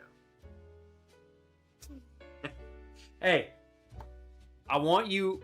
I feel like we're all joking and getting along, but I also feel like we could get heated because we're drunk people defending our people. Let's keep it silly, okay? You can talk shit as long as it's silly.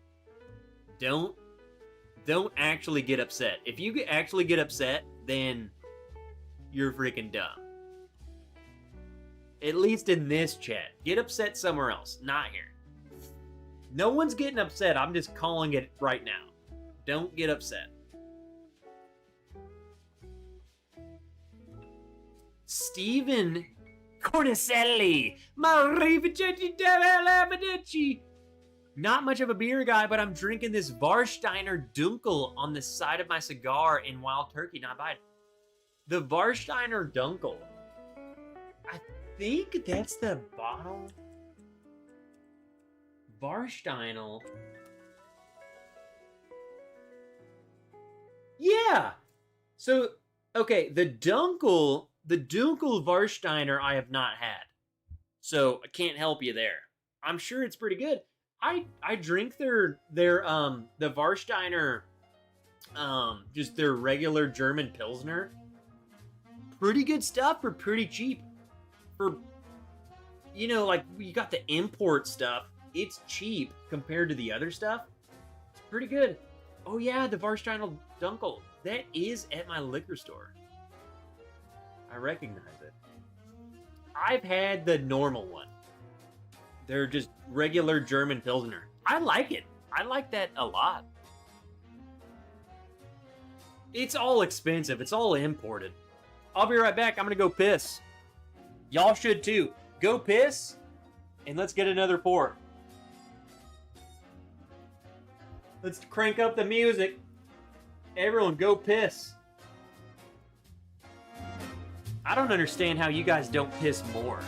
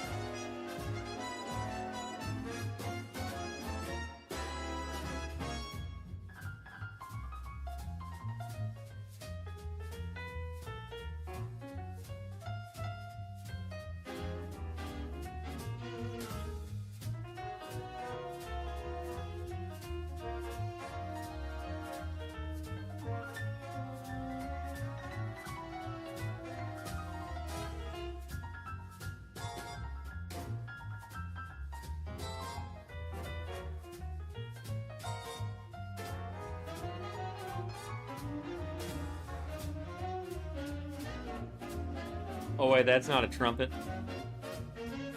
What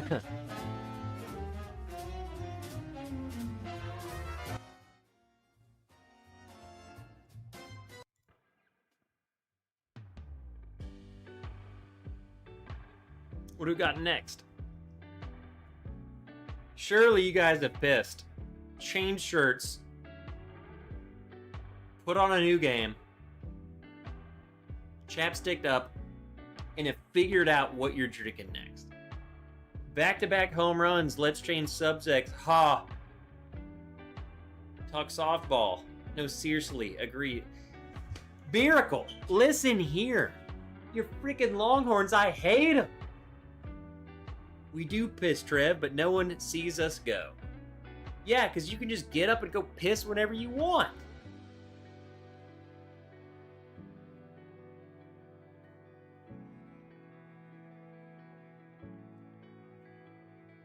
I found when I lived in Dallas, I wasn't cut out to be a baseball fan. I went to one game, and it was 93 degrees at opening pitch. Guy, welcome to the South, bro. That's just how it is. That's why we drink so much beer, because we're hot as piss, and we're just chugging beers. Chugging beers. The pussification of America starts and ends with Cali. I love it, dude. I don't even care. Chapstick and chain shirts, is that a guy? Is that what guys call it now? Sugar Kitty. I'm needed a new shirt, and my lips are chapped.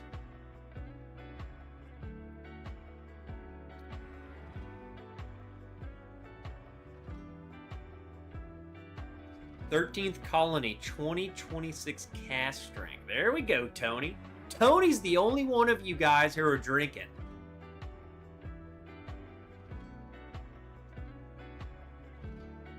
We go pee, but we don't tell you. I'm glad you guys don't. You know what? We might need to start a stream where it says every time you go piss, you have to type, "I'm going pee," and I will keep track. That way we can judge you. Otherwise, you're over there just like you're like everyone just chilling, bro. Like watching sports. We got Trev on air, and I can just go piss whenever I want to. I was waiting to hear, what are you drinking?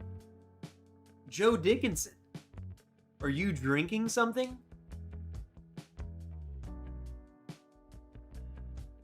I think Joe's drinking a little bit of that new, there's that new bottle, The Trials and Tribulation of Gargalon.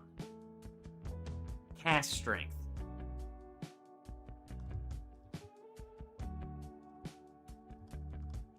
I'm on my fake porter. Jesus. Sugar Kitty. 9.7% Polish. I'm drinking Yellowstone. What kind of Yellowstone?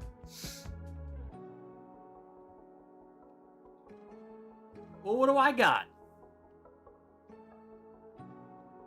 We're chilling. What do y'all got? Comment. If y'all are just sitting on the couch, come on, y'all ain't pissing that long. Blenders Edition and next wrench Jack Daniel bourbon pick. Ooh. Man, my picks are about done, bro. I've almost killed them. I don't know if I can do that. I kind of want to.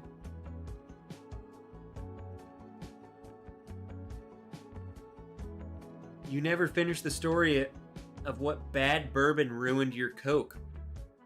Because no one guessed. The one and only bourbon that ever ruined my Coke.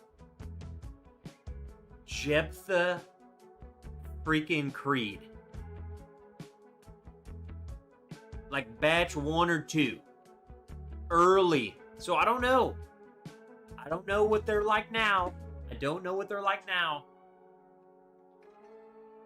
Jephthah 1 or 2. It was so bad. The pour was bad. And then I poured it in Coke to see if can we salvage this. It ruined the Coke. The Coke tasted like dust. They poured ashes, like human remain ashes into the Coke. It was bad.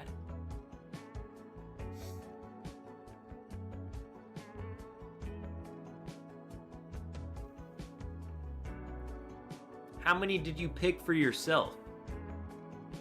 Like how many bottles? I literally only got 1 bottle each. I wanted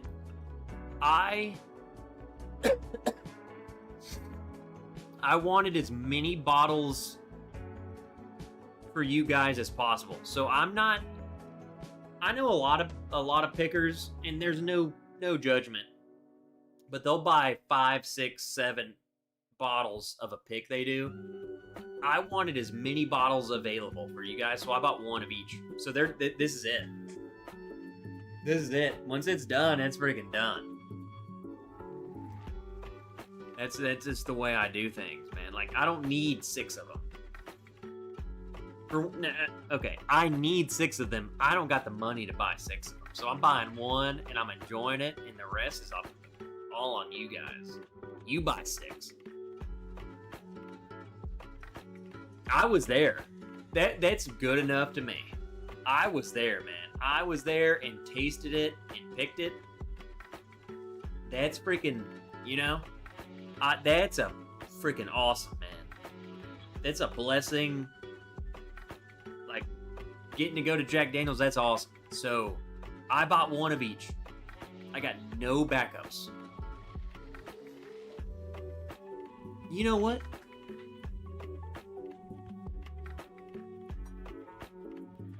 I was gonna pick the lowest one. Here you go. This is what we're doing tonight.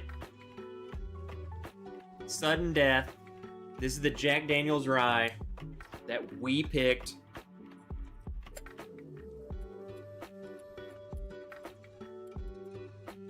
That's it. That's it. It's gone. I don't have any more of it. This is the only one I got. Only one I got. And I'm just showing you guys this because this is made to be drank. And I only bought one. So you guys could get them. When I do picks, you guys get them. I'm going to enjoy. I enjoyed the journey of getting it. Plus, I'm going to buy another one. So whatever I got to taste during the pick, plus one. And I'm going to drink it. And y'all should do the same. Drink it. Enjoy it. Because guess what? There's going to be another one. Someone else going to come out with one. I'm going to come out with one. But there you go. That's it. Sudden death is dead.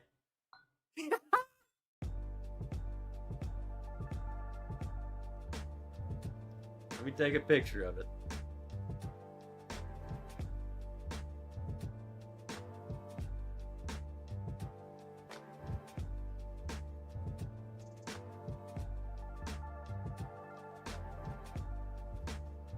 Oh.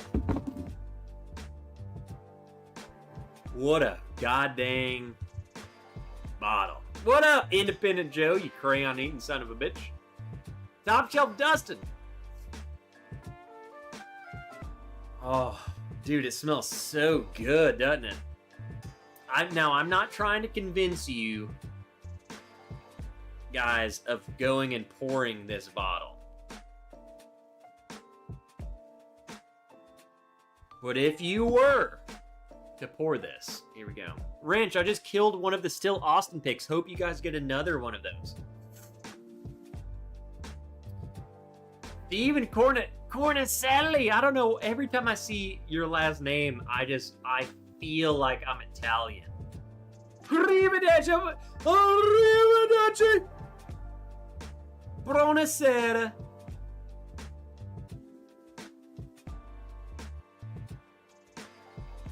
Man, I really don't know much of Italian. Brunello.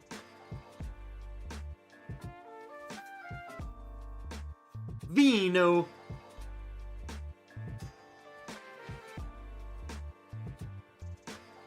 Leonardo da Vinci. I want to run something by you guys. And it's very, very important. I think I might have drunkenly mentioned this last week, but it's a little bit more serious.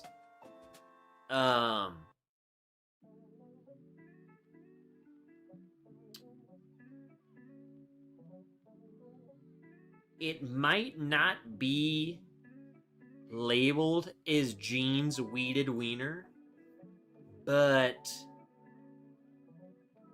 if there were to be a bottling of something similar, who's in?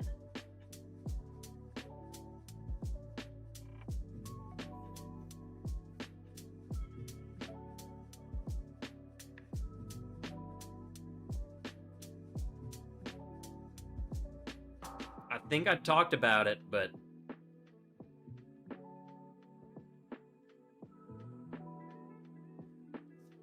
we got some stuff working out. We got some stuff lined up. Some like freaking really cool stuff.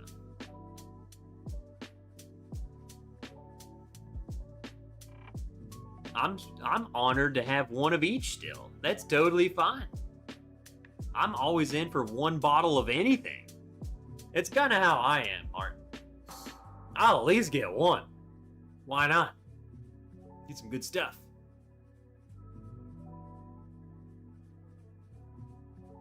Sup, corn drinkers and nerds.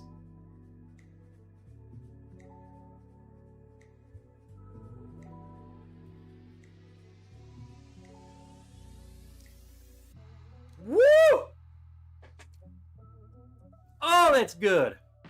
And that's hot. I saw some double Eagle Rare for 3,200. You just want the one? If everyone in this chat sends me $500, we can get it. Bourbon Hunter. Did I see... Lee, did you sneak in here? Did I miss you? There ain't no way a freaking Abrams tank sneaking in here. How'd I miss you? No, I don't want the double Eagle freaking rare. It's double shit. I don't care. I ain't Fred Minnick and I ain't getting no hall pass. Did y'all see the photo he posted? He posted a photo of a media... They sent media samples of Eagle Rare 25 and 30. Who is getting that? Sure, like, they sure ain't gonna send it to me. Even if I was a bigger channel, what I would have to say about it, they would never send it to me. Did y'all see that photo? Got 2 weeded wieners left. Is bourbon even good at that age anyway? Now, here's the thing, Steven. Cornicelli. Ciao, Bella. I really don't... No. I'm just gonna tell you, I'm gonna tell you this right now. I don't give a shit who you are. If I got a media sample of Eagle Rare freaking 30, you better believe I'm gonna be like, holy shit, this is awesome. Because it's all mental, like, for one, Fred Minnick, you didn't pay for that shit. So, of course it's gonna be awesome. I'm gonna tell you right now, if you spent your $3,000 on a bottle, you would hate it. Period. I mean, I don't know what else you, like, if you truly believe these people, that's crazy. I'm reviewing a free sample. You didn't have to shill out the freaking $8,000 it cost. But then again, who's buying this stuff? People who... Here's the thing. Let me back up, because I'm talking shit. Let me back up. The people who are buying this bottle don't give a shit what the reviews are. They just want the prestige because they're rich. So therefore, that's the $5,000 bottle. I want that one. Period. This isn't us for sure. And this, maybe Top Shelf doesn't. Top Shelf doesn't. You've got some. Okay. What's the highest priced bottle you have in your collection? Let me two question it. Highest priced bottle, and was it worth it? Like, taste versus value. You know what I'm saying? I know you got some good stuff in your collection. Scotch, everything. So it's an open-ended, like, anything. It doesn't have to be bourbon.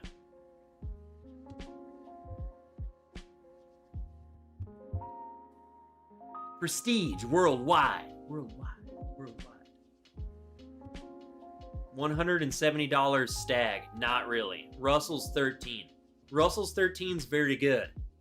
But for the price that you probably paid for it, it's kind of like, god dang. But it is a very good bottle. Like regular Stag, though?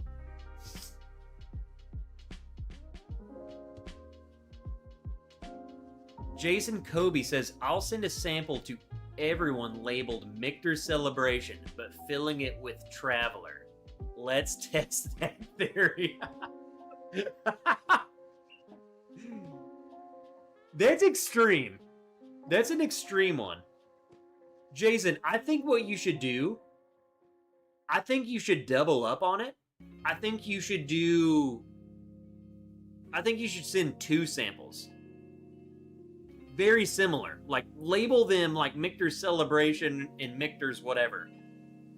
Maybe Michter's 20. I don't know. And then do one the Traveler, and then do, like, honestly, I think it would be a good trick, is send a shit whiskey in one of them, and then send, like, a borderline, like everything, like, a consensusly good bottle. Like, I don't even know, like 1920 or something. You know what I'm saying? Like something that anyone can go and get that most people agree is really good. And then throw it in something that they call very good. And let's just see what they think about it. Label it Celebration, but it's freaking Old Forester 1920, and then just listen to them. Holy shit. That's so freaking good. Yeah, it's 1920. Did you freaking cum your pants when you drink 1920? You know?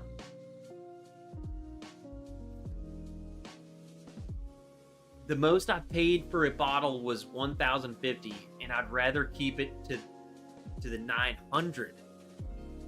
I've got a few others in the $800 to $900 range, and most yes was worth it.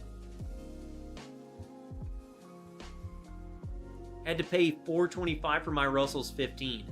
Also, biggest spend. $350 for a William LaRue Weller. I would say that's a. I wouldn't pay that, but as far as WLW goes, I think that's a fair price. As far as secondary and stuff goes. I will tell my highest priced bottle is Russell's 15 that I paid $270. It's definitely good, but J Magnus Special Release 4 was better for $180. For $100 less, you got a better bottle. I'd do $2,000 for Barora if I had to spend. I'm guessing that's some sort of scotch or something. You know, Dustin, I don't do scotch. I don't know what the hell that is, but I think that's, you should have added why you think, because I don't know what that is. Like, what about that is worth it? Like, why would you spend $2,000 for that?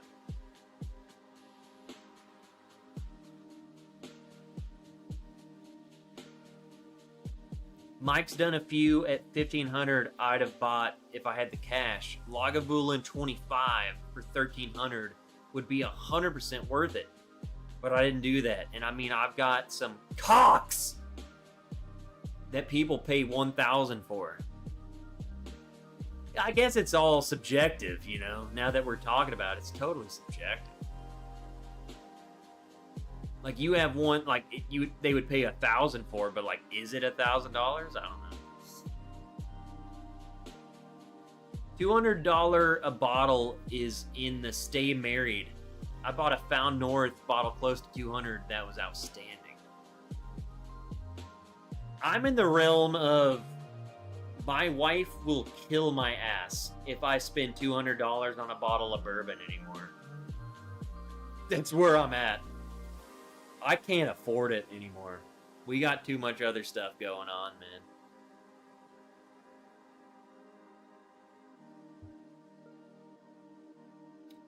Mark Emmenecker, gotta go rest my steak before I sear it.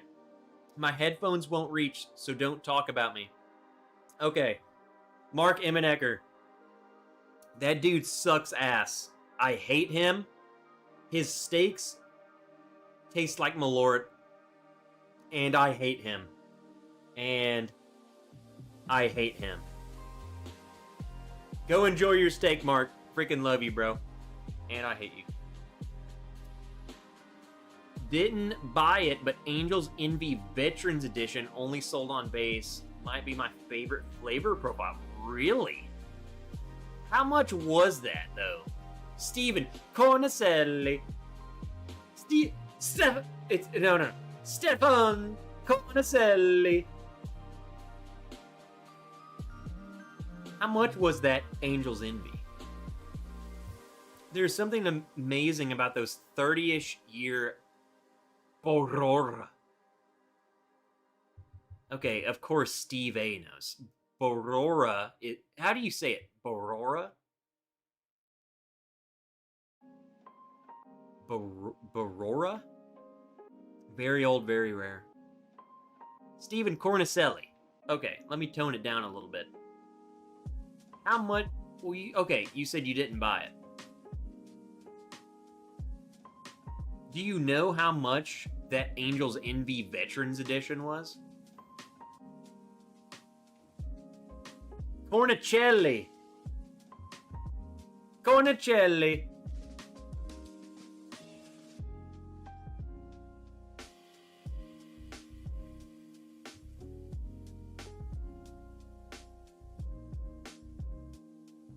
Rossavino. Per favore. Cornicelli. Cazziore de Peppe.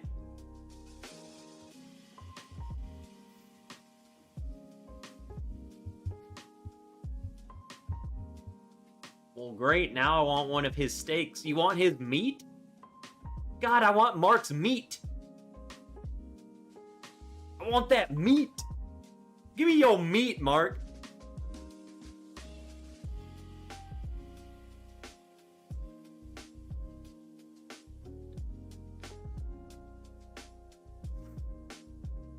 Keep dropping those comments so I can read them. I'm gonna go grab another pour.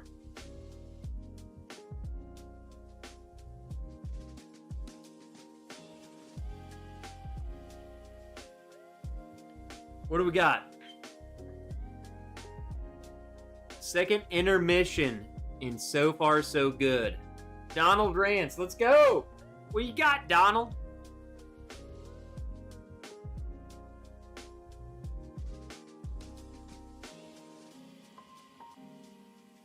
We're gonna do one more pour, then we're gonna wrap it up. Because I've been live for 3 hours. We did a whole 1 hour live stream before the stream started. Hey, Bourbon Wrench Patreon, we being revitalized.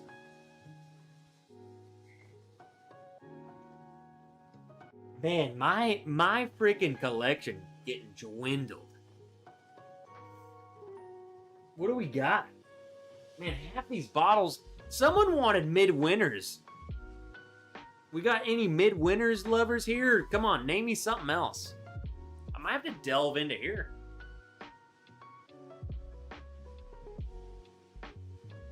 Damn. Man, I got nothing anymore. Half of this stuff's empty. I could kill a bottle. You want to kill a bottle?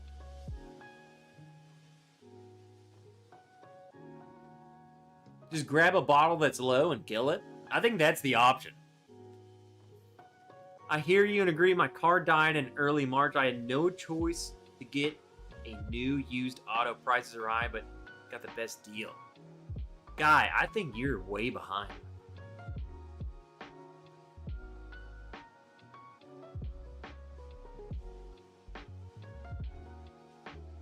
No, Steve. I did it free. I did it free tier.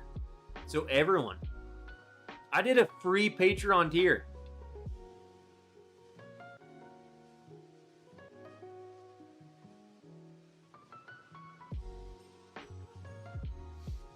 I clicked free.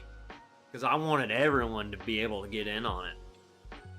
I'll have to check it out and see if something effed up. It's the first time I've ever done it, so I don't know. But we did it. We did it right out back. Jack Daniel's Single Barrel Barrel Proof Rye was a great winter pour. We had 31-inch blizzard. Dude, that's a lot of inches.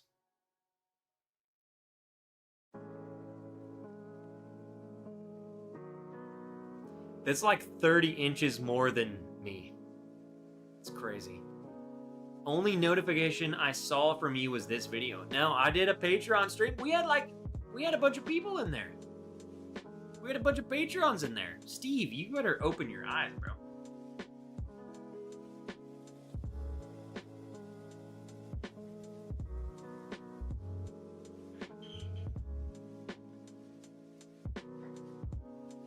No lie, Steven Cornicelli. My brain can't even fathom 31 inches of freaking snow. That's not even a thing here. Probably just like you can't fathom like endless tornadoes. It's like a weird thing. Like I just like that's to you. It's probably like, oh God, we got another freaking foot of snow tonight. And to me, I'm like, God dang, we got another tornado tonight. I just can't fathom that. And that just that blows my mind. 31 inches of snow. I don't understand that. We get a foot of snow maybe every couple of years, and it's like an apocalypse. It's like the world has ended here.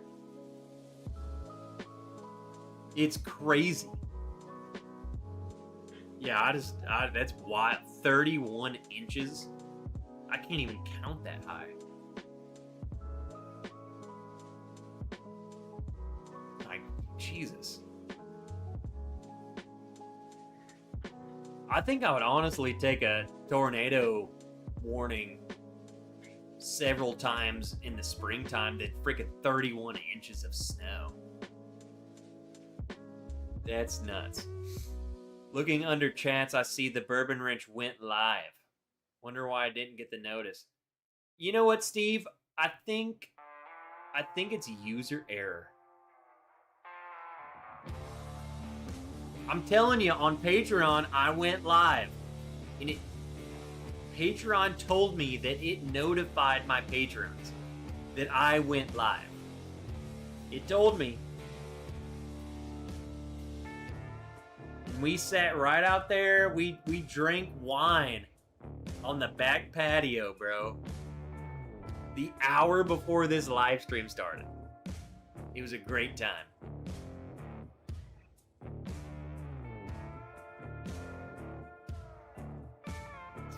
Jake Miller, snow sucks, but in general, not worried about your house. Tornadoes? I'm good. But here's the thing about tornadoes. The chance of it hitting your house is probably the same as winning the lottery. So it's like, it's scary. And the storms that it brings with it are scary. But I'm like, I'm fine. I've never died. You know? Whereas you guys got to deal with 31 inches of snow all the time. And I'm still alive. I ain't dead from no tornado. Okay, that was bad acting. What's next? I got some of y'all. Some of y'all thought I died from a tornado. Right? Steven Cornicelli. He's never seen a tornado. He was like, dude, that guy just got hit with a tornado.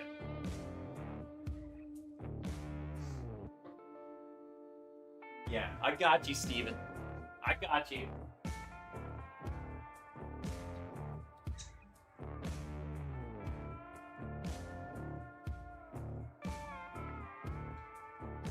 Dude's like, dude, I've never seen a freaking tornado.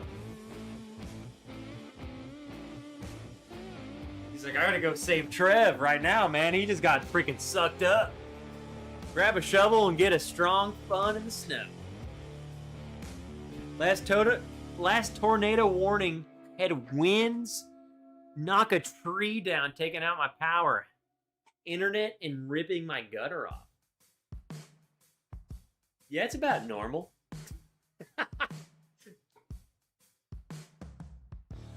Mr. Fulton, hello Trev. I have a big announcement. I have an audition for the national anthem at the Summer Games in Terre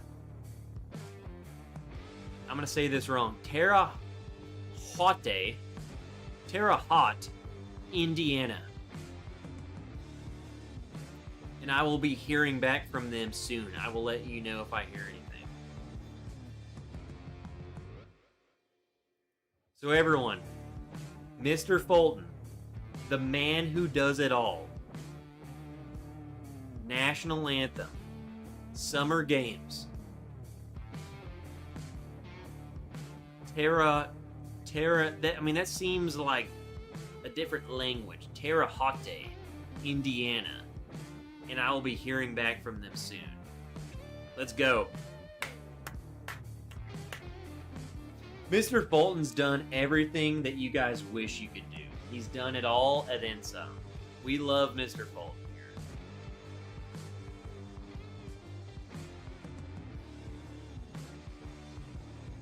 I also don't understand if Mr. Fulton drinks bourbon at all, but we love Mr. Fulton. You probably shouldn't drink Mr. Fulton. It's fine though. We love you nonetheless. That's crazy. You got it. You're gonna do it. Summer Games. Like, what's going on in Indiana?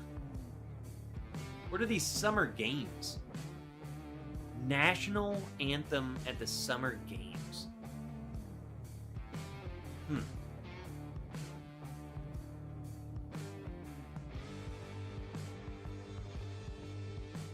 Go Habs. Did I miss that comment, Steve? What are Habs? Wasn't that something we were trying to figure out? What's a Habs?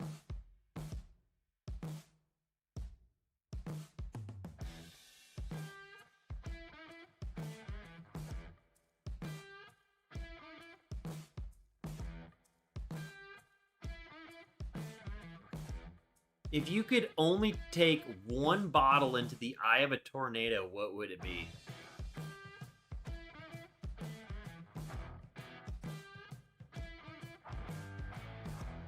La Habiance. Okay, I did read that, but I didn't put two and two together. La Habiance is a nickname for the Montreal Canadiens. So you call them Habs. Okay.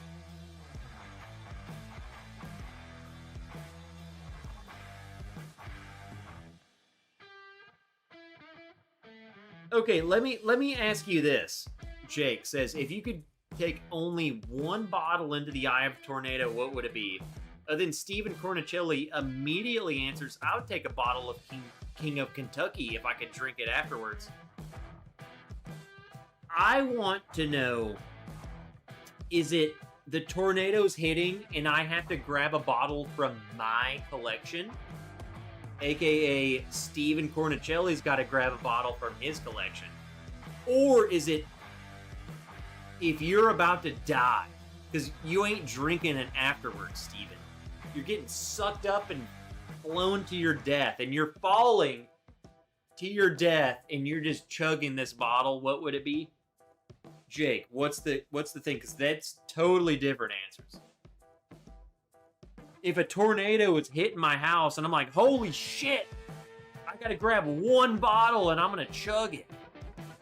Or I'm getting sucked away and I'm like, oh, I can grab any bottle I want to my death. What would it be? I'm talking last sip. What is your choice no matter your collection? So it's just like your death sip. What's your death sip? Death sip, Stephen Corticelli. I thought I'd get hit, but pulled back. Steven's like, yeah, it started sucking me up, but it dropped me back down, and then I just have a freaking King of Kentucky just blessed with me. No, last sip, pour. Like, you are dying. Like, you're dead. Like, you're gonna take one chug and that's it. What's it gonna be? Damn.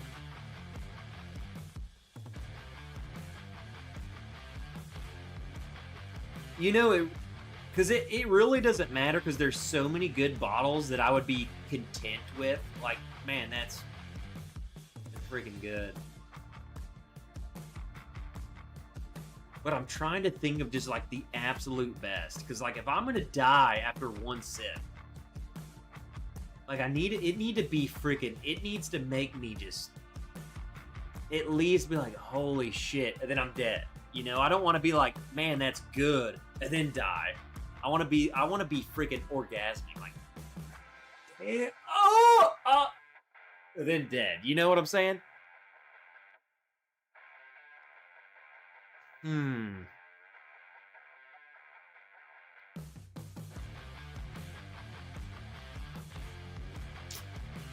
I'm honestly leaning towards...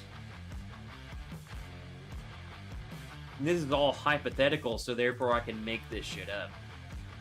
I'm saying 2017 William LaRue Weller.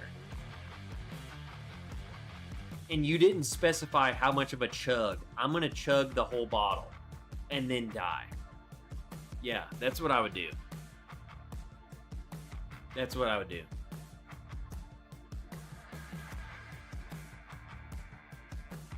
And I would be content. Obviously I'd be content because I'm dead, but I think that was such a in my bourbon journey, that was such a monumental point to me personally. Like, that bottle specifically, the 2017 WLW, had such an impact on me that yeah, that's what I would pick.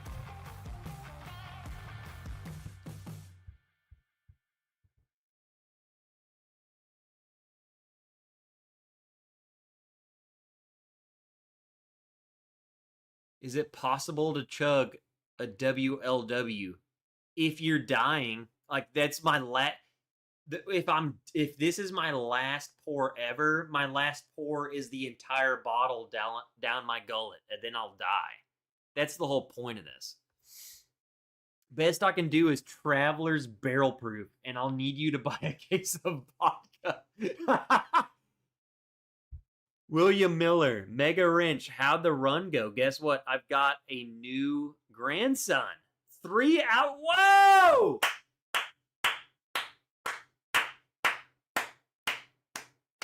For one, the run did not go well. And I'm not going to explain it here because you have a new grandson. I finished the race. That's all that matters. Therefore, it did go well. It did not go as well as I thought. New grandson, 3 hours old. God is good. I'm pouring a new arrival right now. Fiddler Artwood. Let's go, William. Let's go. That's all that freaking matters, man. That's awesome, bro. That's awesome. And he also says, nice jersey. I'm wearing Cubs tonight. I can't hate on the Cubs. They're doing good. Just came home from our high school game, ranked number 1 in the country. So William Miller is doing it all.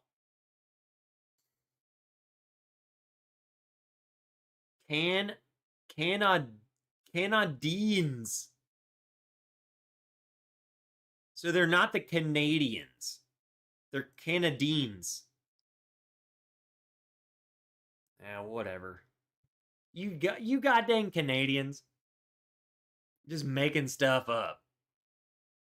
Y'all really accepting what the French gave y'all? Come on, y'all ain't the Canadians. Toasted goat, what's up? What are you doing, toasted goat?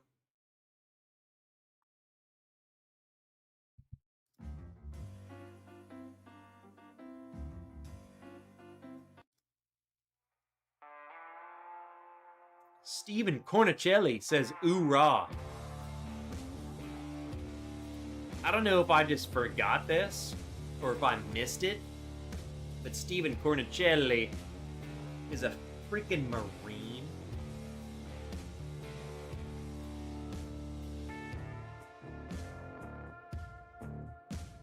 I must have forgot. Because I was liking Steven. I was liking him so much.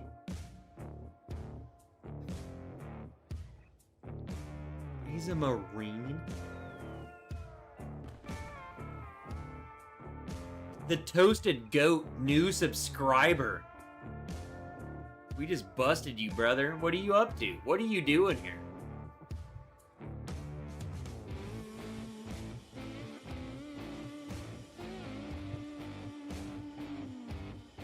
Steve just started my channel. And that was the video I made. Is this a channel? Steve.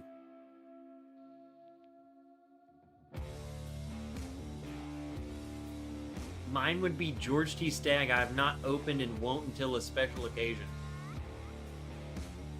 I'm about dang near the end of my George T. Stagg. E.H. Taylor Barrel Proof Tornado Survivor. Johnny, that bottle probably tastes like shit. Let's face the facts. It's not good. That's a gimmick, bro.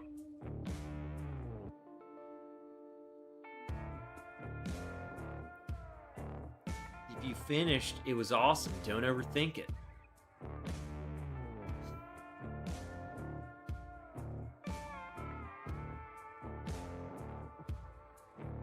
I'm waiting to see how the military guys love-hate on the Space Force guys. I'll be honest, dude. So far, I have no skin in the game. Because I don't even know what the hell they're doing. Like, what are they? So, at this point in time, I think we're all... Okay, let me put it this way. I think at this point in time, the Army, Navy, Air Force, and Marines all hate on each other because they are all inter rivals of like killing bad guys, right? That's what it is, and it all stems from World War II. The Navy kills the shit out of people. Look at what's going on right now. The Navy is bombing they're getting more kills than freaking any one of us in the Army ever got. They're just bombing the shit out of those people. The Air Force bombing the shit out of those people. The Army and Marines are over here like, what do we do? They are dropping hate. And hey, we ain't talking about politics. I'm talking about killing people. Military. And if you're soft, then you can suck off. I think that's where we're like, what's the Space Force doing? It's almost like we're putting them in with the Coast Guard. Of like, hey, we love you. You're kind of like our stepbrother, though. Like, what are you doing over there? You know? Like Space Force, like y'all killing aliens or something? Until y'all kill an alien, we don't care about you. So, that's where we're at with them. Hey, sorry, I'm soft and I'm fat. I was only saying that to be degradatory towards people who would disagree with what I said.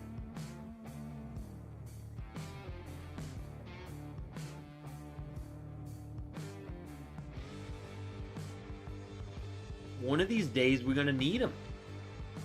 I mean, have you seen Independence Day? We'll need them.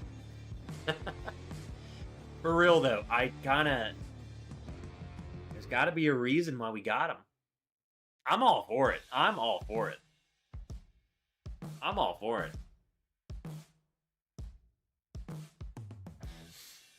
Space Force is in charge of the UAPs. Maybe that's it. Too casually prone for ground pounders. No need for the risk. We're giving them so many chances. We could have had the country in 48 hours. We're thankful there's not more casualties. Too casually prone for ground pounders. I would, again,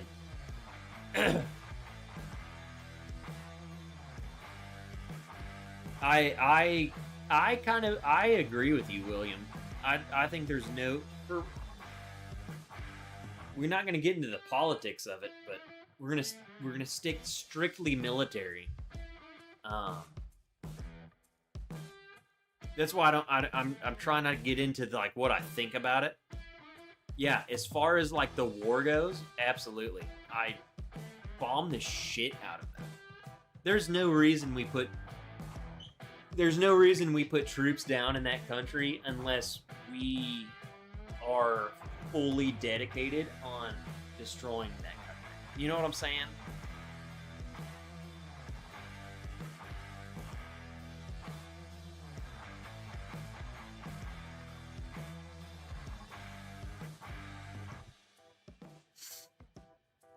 It's just like, I feel like the wars these days, they're not the same. Like World War II, you're obviously fighting for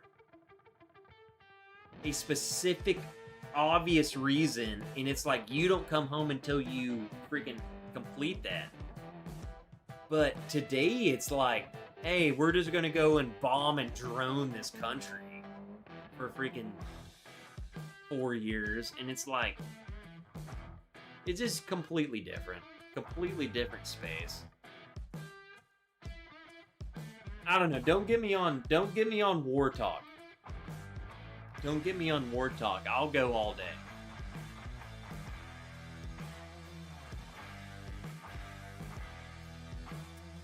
If anything, we could. I'm at the point where like I love talking about this stuff so much that we could do Patreon specific talks where we could do this live stream is strictly about this, and if you want to hear about it, then that's what I'm going to be talking about.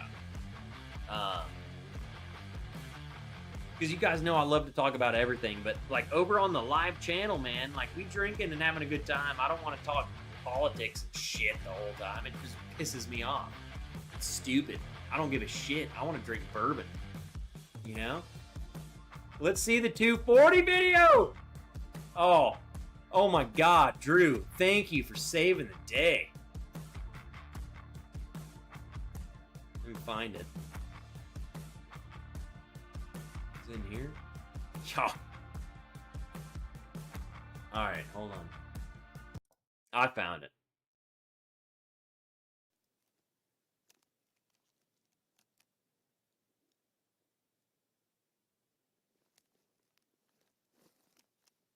Is anything happening? What is this?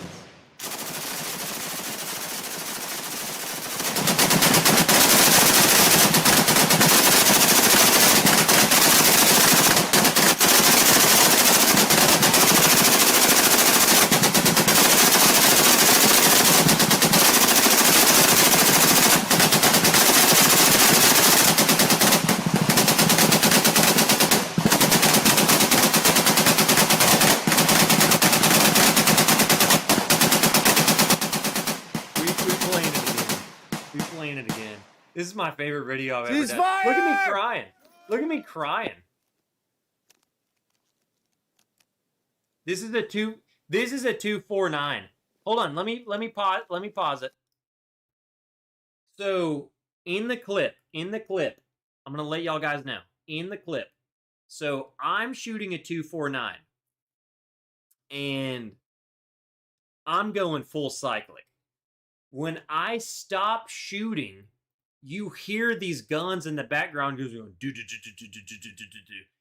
So listen. So when I'm and then I stop for like 2 seconds, you can hear the 240s. They don't stop. They don't stop at all. So I do like 2 huge bursts and then I stop, and then you hear 240s. And the way this ambush was set up, so like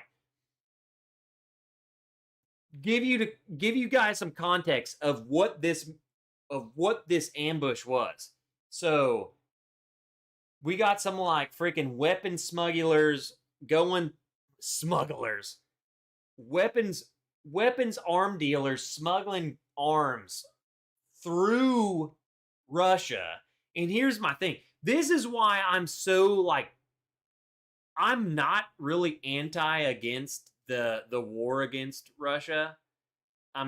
There's things I don't like about it, but they've been arming people since I was in. And this video was in 2014. This is when Crimea was under attack. What this was a freaking ambush. Basically, I'm not going to tell you exactly where it was, but basically on the border of Russia. And it was a freaking smuggler. I wouldn't even call it smuggler. It's terrorist. Moving arms down through the Baltics, straight down into Crimea, Ukraine, through the Baltics. Why do you think we're in the Baltics? You think we just went to freaking Estonia, Latvia, and Lithuania just for the hell of it? So this was a perfect L ambush. I mean, textbook. This should be in books. These fools were moving arms, and we caught them in them. I mean,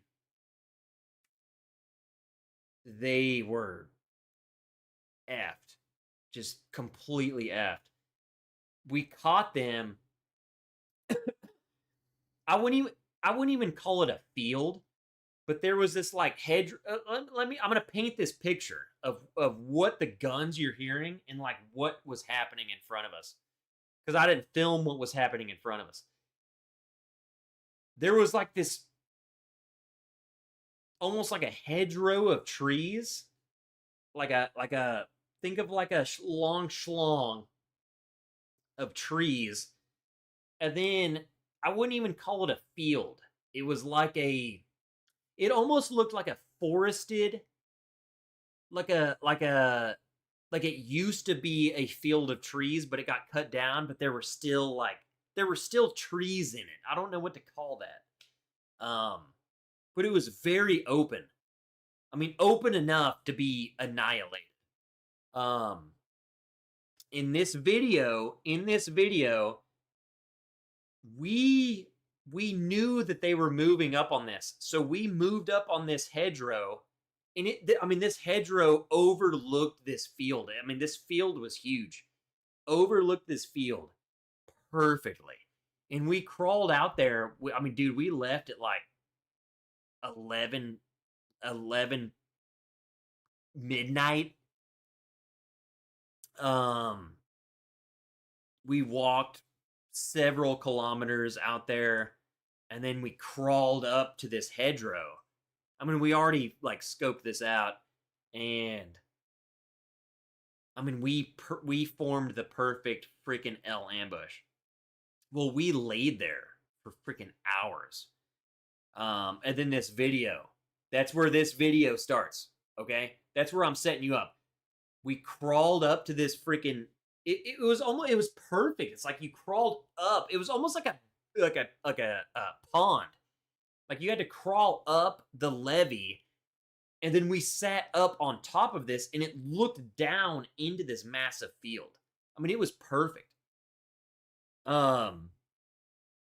And we sat there and laid there for freaking hours. And then in this video, you see me locked in because like we saw like what we had planned for was coming into fruition. So we're like, holy shit, like it's working. So we're all locked in and dialed in, and then you hear in the video a claymore go off. I had no one had no idea when this was going off, and it made me jump. So you see me in the video like jump because the freaking claymore scared the shit out of me. And then I just freaking I went cyclic. I didn't even know what I was shooting. I was just shooting everything. Like, if anyone was in that field, they freaking dead, in my opinion. So, listen again. So, there's your whole story. Listen for the claymore. It makes me jump. And then I go cyclic 2 times. And then in the background, someone asked about the 240s. You'll hear them just going full cyclic. And then at the end, you see me like, I got tears going down my eyes. It's the freaking smoke from my freaking gun is just like blinding me. Anyway, that's a long-winded story about a time where I used to be freaking cool. And we're going to play it next.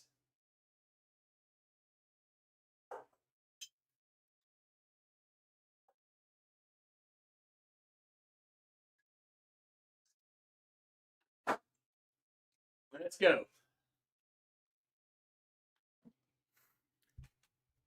My brother flew B-52s. My dad was a Russian cryptolinguist in Korea. My great uncle was in Patton's third armored in the Bulge. One of my sons is active now. Shit. Let's go.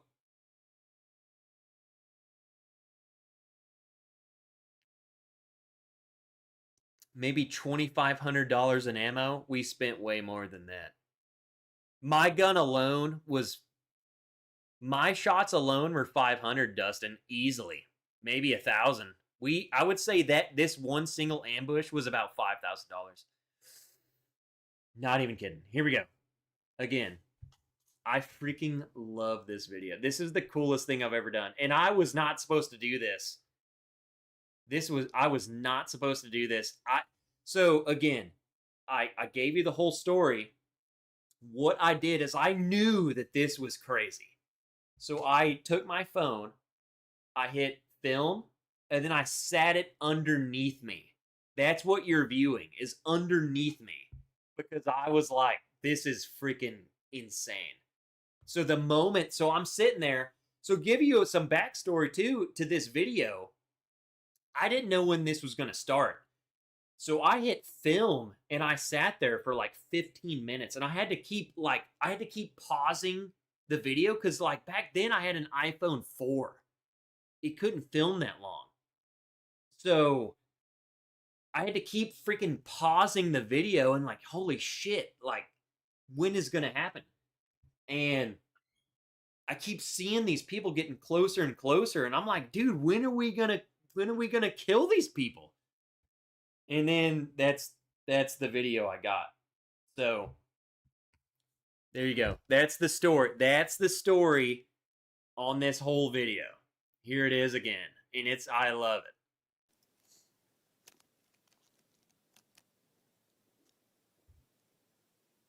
Claymore's coming off.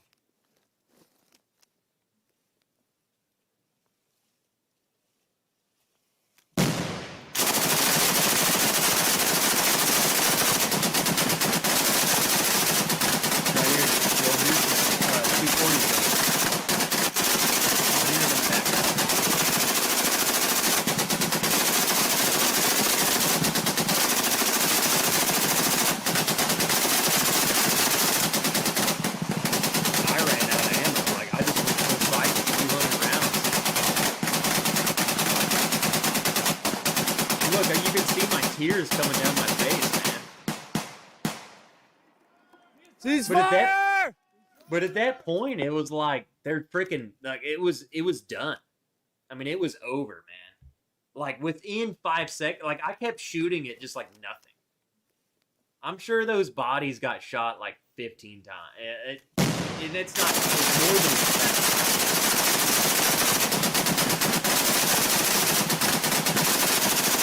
after this point, there's nobody.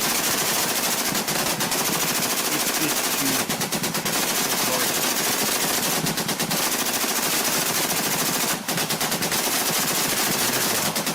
They're all gone.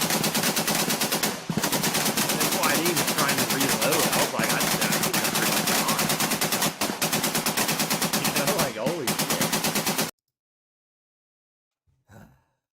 Yeah, that was some good. That was such a good mem. It's such a good memory.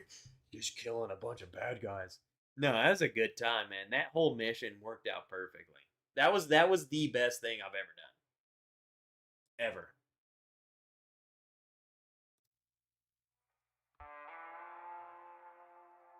I love this.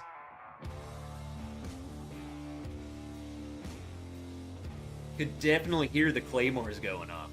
It scared the absolute shit out of me. And I knew it was there. I knew the claymore, like that's the whole plan. The whole plan was the front line of trace. So like the flot of the enemy is gonna get to a certain point, and then they're gonna hit the claymore, and then we open up. I already knew that, but I still was like, I don't know where the claymore is. So like you also got to think. You also got to think. It's not as close as you think. They're not like right there. It's like we're way up on a ridge and we're looking down in this valley. So like you can see them, but you really can't tell distance. So it's like, man, I the whole time I'm like, I'm sitting there on my gun and I'm like, surely they just hit where we had the claymores, right? Man, they getting close. Where did we put the claymores? Like, you can't really tell exactly how far they are. So that's why you saw me jump. Because I was like, I thought it was going to go off way sooner. I'm like, holy shit, these guys are close. Like, that's, okay, they're close, but they're not that close, but they're closer than I thought they were going to get to us, is what I was thinking. So that's why you saw me jump, because I was like, dude, the claymores should have gone off like freaking 45 seconds ago. What, like, did it just not go off? And then I'm like, and I'm just a kid, so I'm like, so what, are we just gonna like start shooting without a claymore? Like what, like someone's gonna start shooting, right?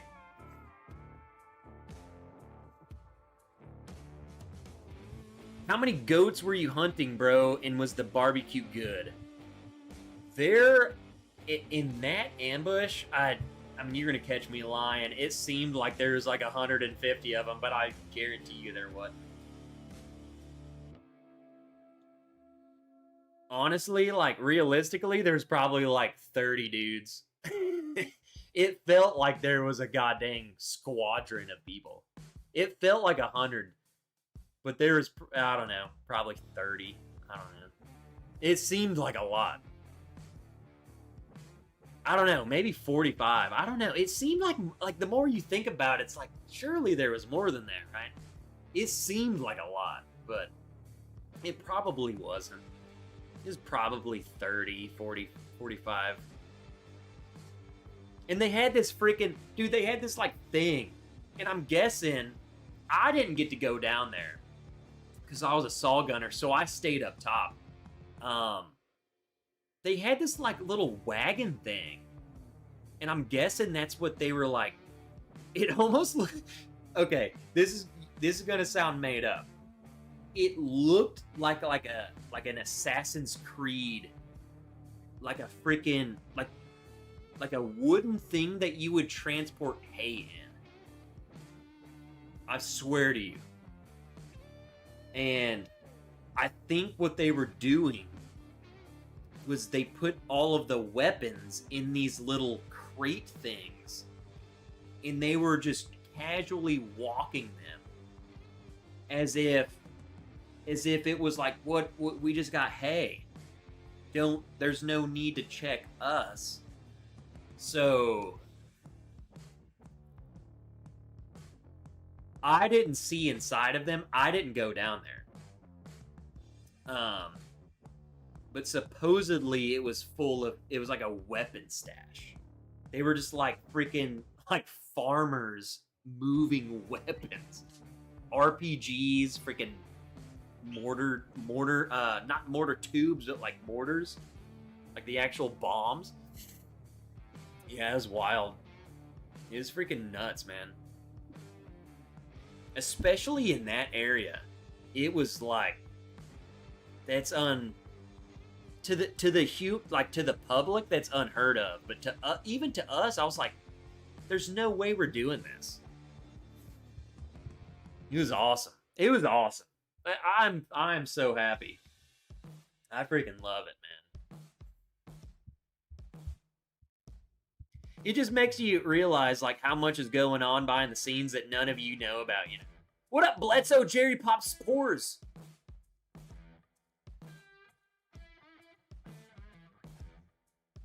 Yeah, but you didn't freeze. Oh, I didn't think about it at all. That's what we all signed up for, man. That was badass. If you are out there for hours and have to take a dump, do you guys just go in your pants? Same question during boot camp. To answer both questions, during boot camp, no.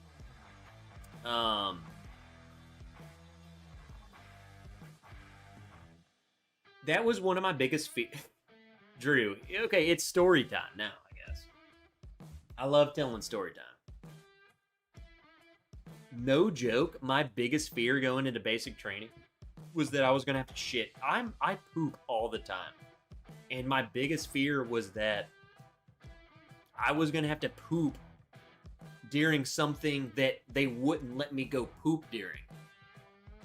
Never had that problem.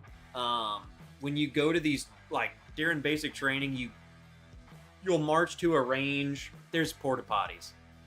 Now, I will say, Drew, here's a funny story.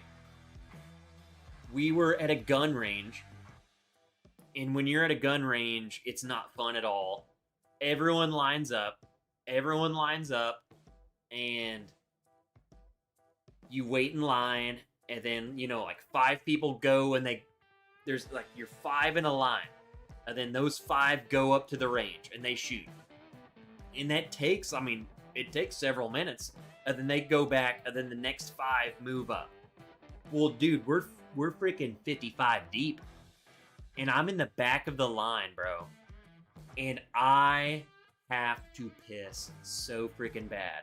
And I'm like, this is early on in basic training, so I'm like, towards the end, you get better. Like, you could be like, dude, I don't give a shit. Like, drill sergeant's like, dude, hey, drill sergeant, I gotta piss. I'm about to piss my pants. And they would be like, private, F off, go piss. In the beginning, you're scared to do that. So I'm sitting there and I'm like, dude, I'm about to piss my freaking pants. Well, we had 2 canteens attached to us. And I was like, F this. And I poured half of my canteen out, and I was like, guys, block me. I pissed in my canteen pouch because I was scared to piss on the ground. I was like, dude, they're gonna see me piss on the ground. So I pissed in my canteen pouch. Luckily that didn't hurt me. As far as the military, so to answer your question about, like, you crawled out there and you laid out there for hours. I'll be honest, dude. And this has not happened to me. And I'm a very shitty person. When you're, like, on mission and you're crawling out there, like, you know, like, hey, we're crawling out there to an L-shaped ambush and we're laying there for hours. I think the adrenaline is so high, and I think the nerves are so high, your body does not shit. I'm telling you, we all laid there. Now, I will say, pissing is a different story. I mean, it's easy. You're prone, and all you got to do is roll over, pull your thing out, piss, and then you can roll back over. Now, pooping, never had an issue like laying out, like when we're on ambush. I'm sure someone's had to shit some point, and they probably shit their pants, I guess. I'm speaking for me, and I poop a lot. That was never an issue for me. I think it was just the nerves just sucked the poop back into you. I mean, you didn't have to shit at all. It was wild, man. I don't know how to explain it. I think it's the trauma of like war, I guess. I don't know what to call it. I don't know. I didn't feel trauma, but I also didn't shit. Okay, I shat a lot. Like when we were out in the field, if we were just training, dude, I'm digging a hole and pooping all the time. But when we were like on that ambush, zero. I think the nerves just, dude, you're so nervous. I was so nervous. I was so scared. I think your body's just like, dude, I'm so nervous that no bodily function's happening. So, if we're just training, oh yeah, we shit all the time. Dude, I would have to, if you asked my platoon mates, for whatever reason, I shit more than anyone. They'd be like, dude, I haven't shit in like 3 days. And I'm like, dude, I've gone twice every day. I've pooped at that same tree over there. So, it's different. It's different in the moment that you're in.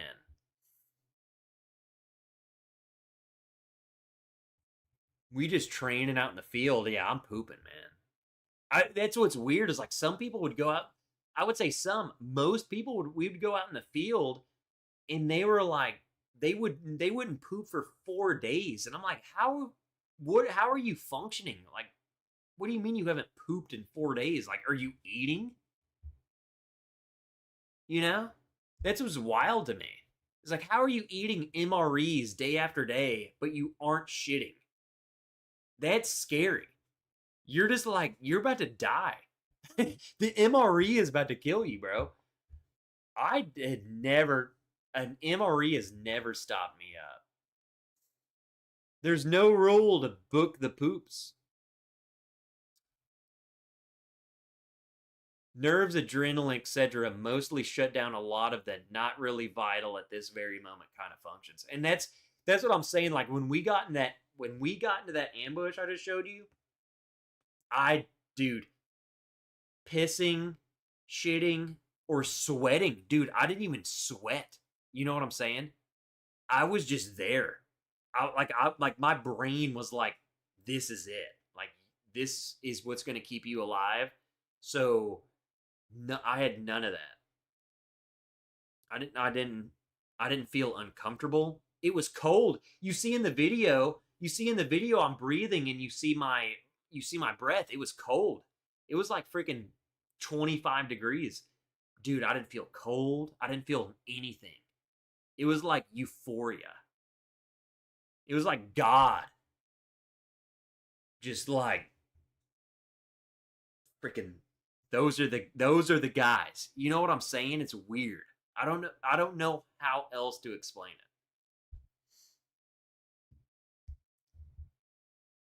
I'll have to offer you a hooked on phonics French pronunciation crash course. Unless someone has a nervous gut and gets the runs. That does happen. That does happen. You get into those bottles, but Henry, I told you, I'm doing reviews of those, brother. I do miss the crackers and peanut butter. I know it's messed up. You know, William, I love those too. I thought maybe me and you are the only one who likes those. You know how it is. You know them crackers. It's like, I feel like they dehydrate you more because you have to like chew the cracker so much. But like the peanut butter and cracker, dude, I love that. I don't know. I feel like it's a hit or miss, and I'm glad me and you are on the same page. The peanut butter and crack, even the peanut butter was different. It's like, dude, this ain't peanut butter.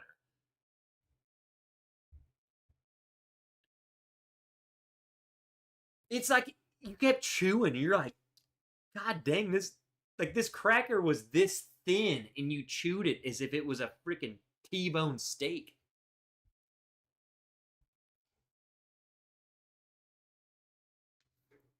I love the crackers and peanut butter from MREs. Way better than the cheesy goop or the jelly. What are your guys' favorite MRE then? We talking military now. Tuna casserole and the hot sauce. Tuna casserole. What the hell is that? When I was in, Steven, the tuna was a tuna packet. It was like a tuna packet.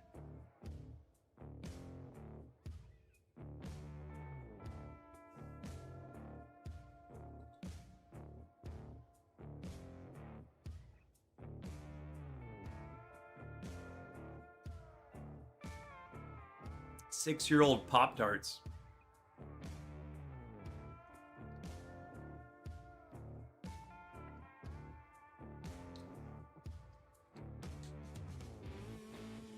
All right, Miss Wrench is home. We're ending the stream.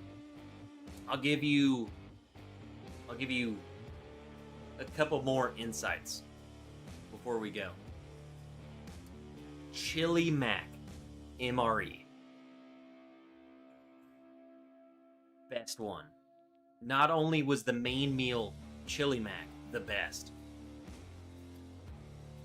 all of the sides were the best.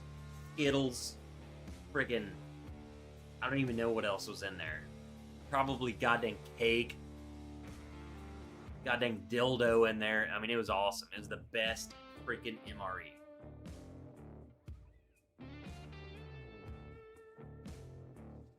You know what, Drew? With the crackers and hot sauce. Look at Bourbon Hunters like the crackers and hot sauce.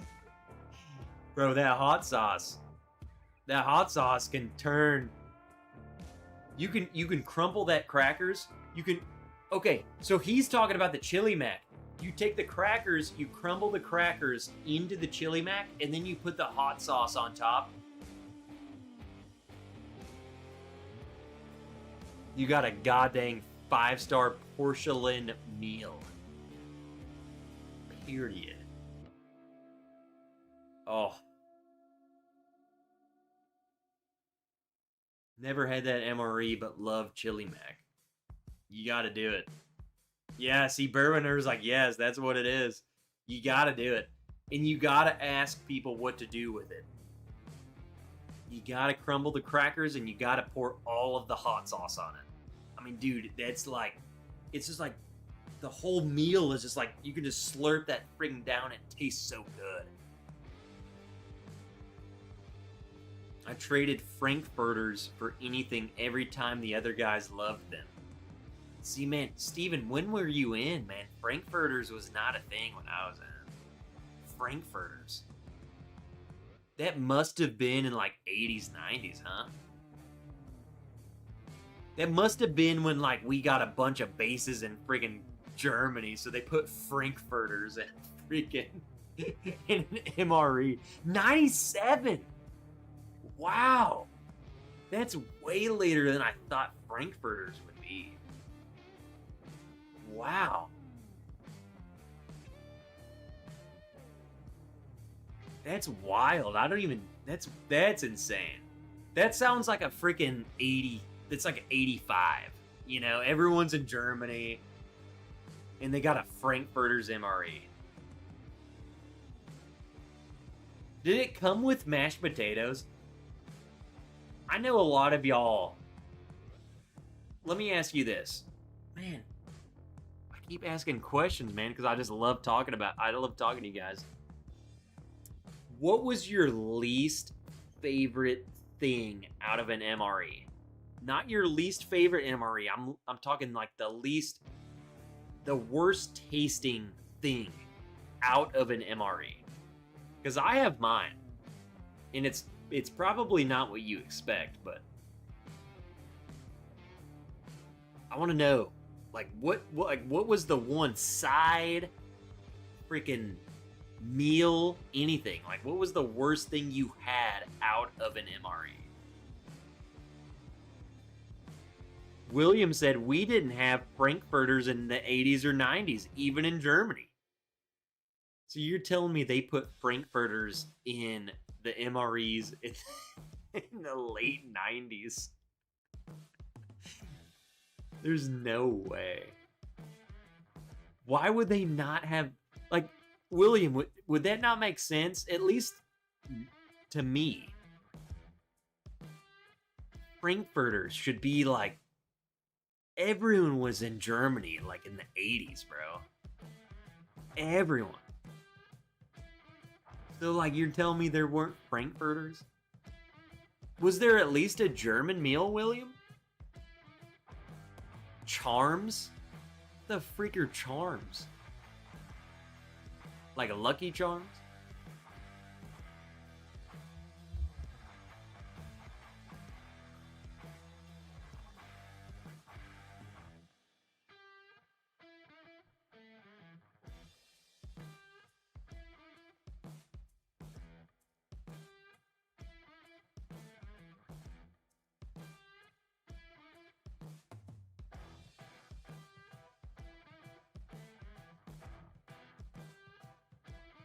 Candy.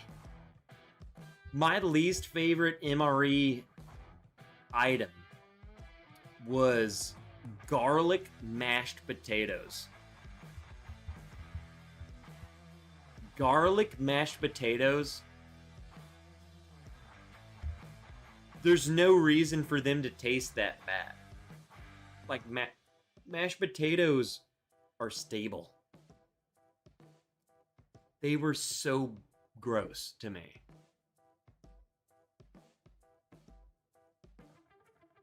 When's the next Willow cameo? Well, Miss Wrench just got home.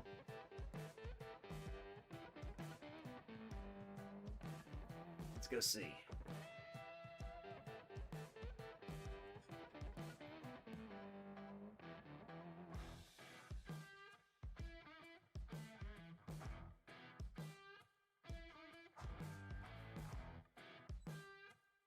Sorry you missed it. She's outside.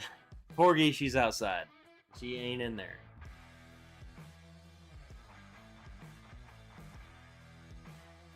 I did have a ton of MREs on my Amtrak, and I ate everything but would trade for the Frankfurters. What's up with the Frankfurters, man? What's wrong with the Frankfurters?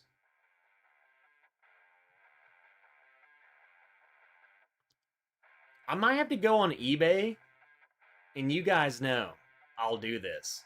I've been wanting to do some like MREs on a live stream. If I can find some freaking Frankfurters MRE on eBay, I'll buy it. I can find one on there for 20 bucks. They sell MREs on eBay like they're going out of style. And I can find Frankfurters. Frankfurter MRE, 20 bucks. That'd be fun to eat. I've never had that. We should start doing an MRE review.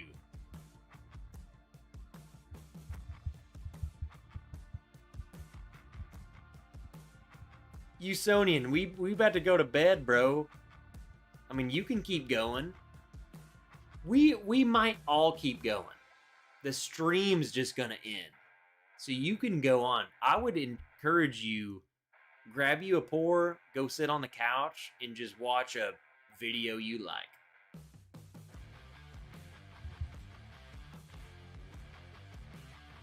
MRE reviews would be great.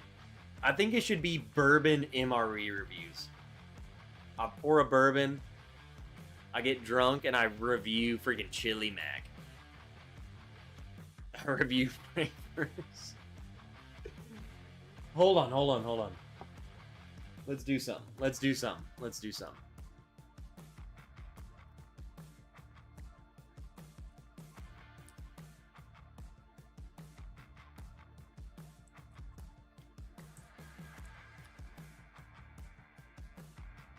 What?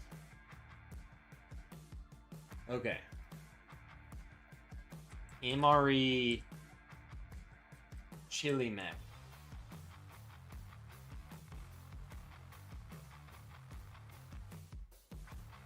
So I don't want this. I want like actual military. Dude, I could get a whole freaking case of them. We could do a whole freaking thing. One case A. One case A. And then one case B. So this is literally what they gave. Like, this is what showed up. This is literally what we got in the military. It's just a box of shit. They're $60.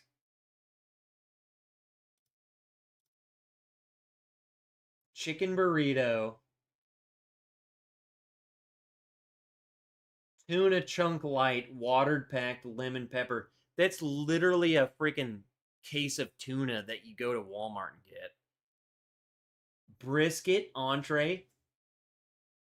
I love brisket entree, but that MRE sucks. There's nothing good in it. The brisket's the best thing. Chili with beans. Not that good.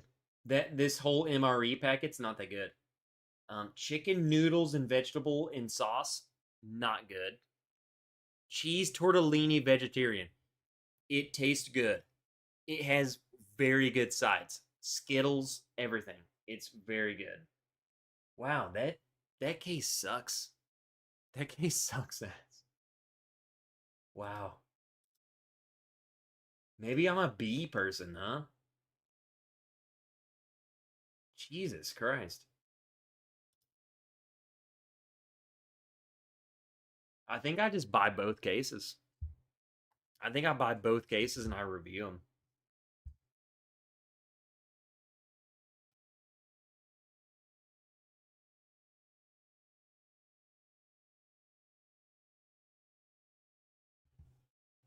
What do y'all think?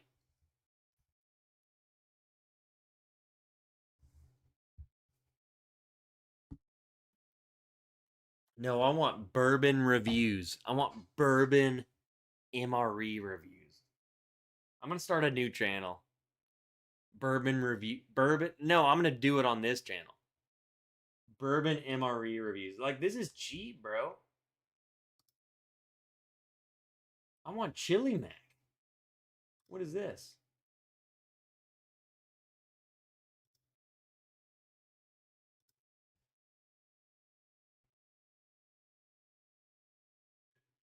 Oh yeah. Meatballs. I'm in.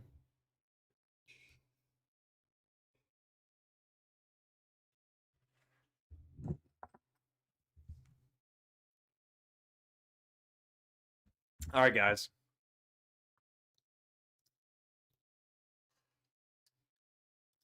Let me close all this out.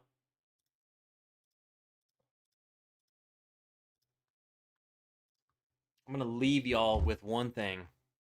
I want you guys to have a good time.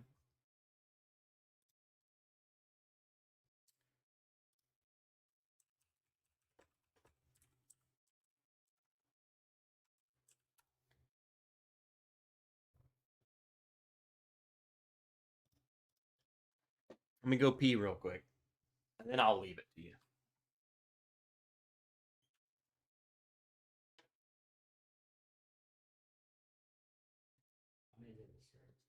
I got it.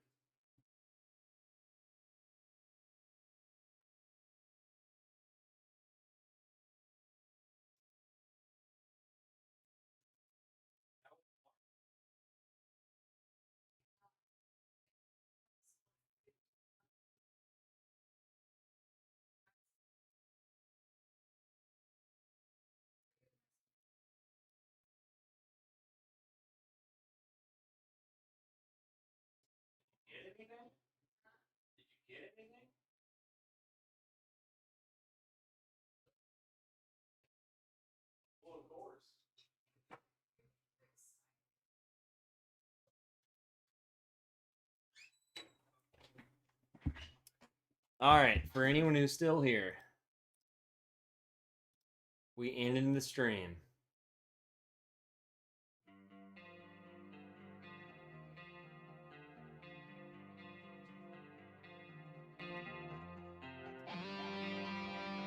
Hope you guys had a good night.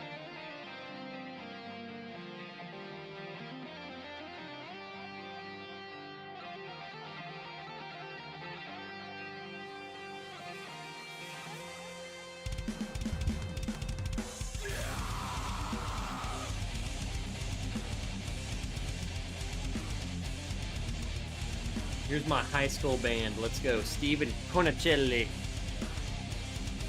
Once you're in, you're never really out. Love you, Trev. Good night. God bless you and your wife. Same to all in chat.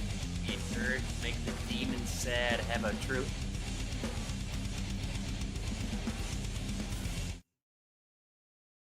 Can we have a quote of the night? Can we have a quote of the night? Easily best quote of the night. Make the demons sad. Oh, dude. Dude. No matter what you're dealing with and how much they're dragging you down and what you're struggling with, you're better. Make them sad. Make them sad, bro. They trying to drag you down and you just piss on them and you say,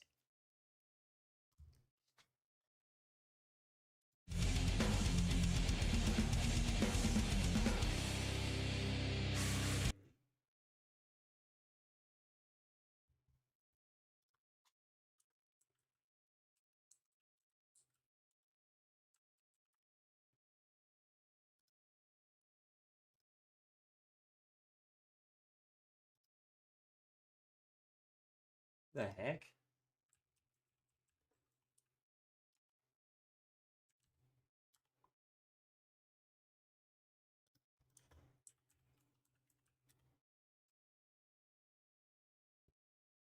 Did we get taken down?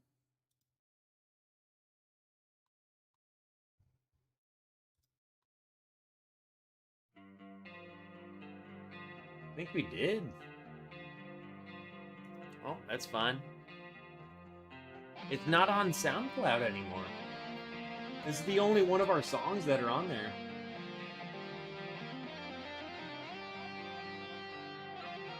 This is the only song that we got on SoundCloud anymore.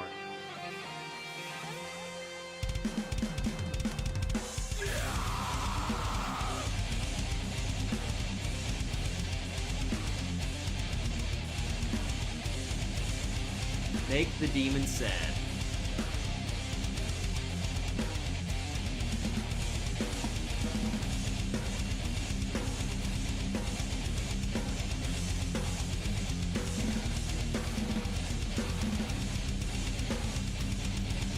Who's this drummer? He's kind of mid.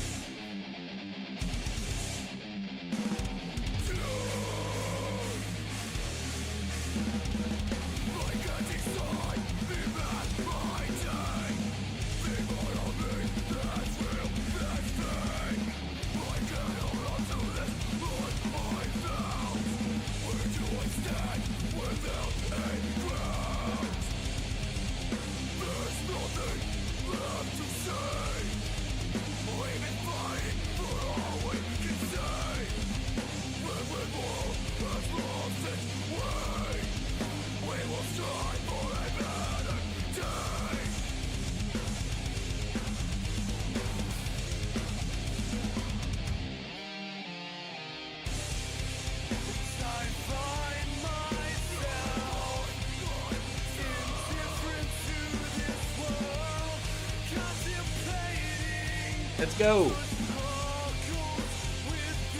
Finish your 4, and then move on out of this stream. Go. Go. I love you, Will Zert.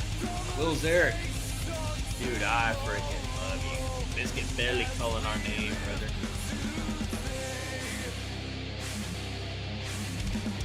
Finish. Come on, then listen to the song.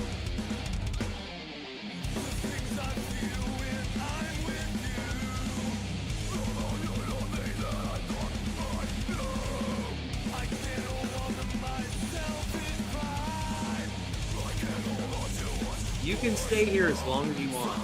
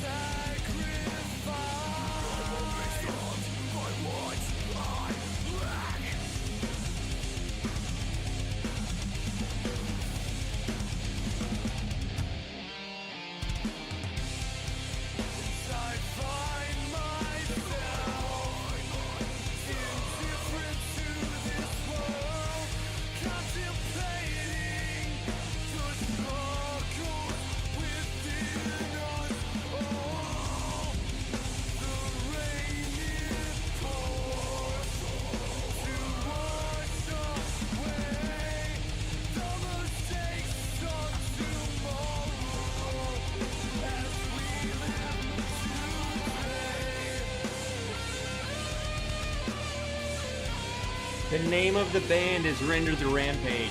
It's my band.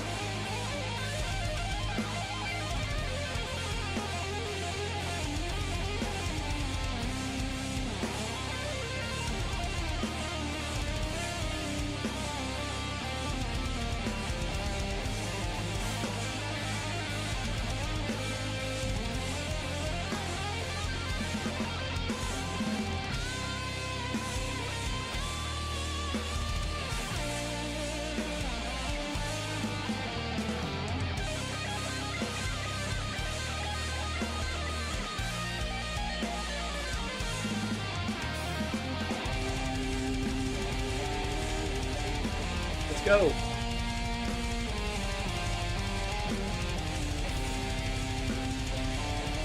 Best part of the song right here, drums. Right here.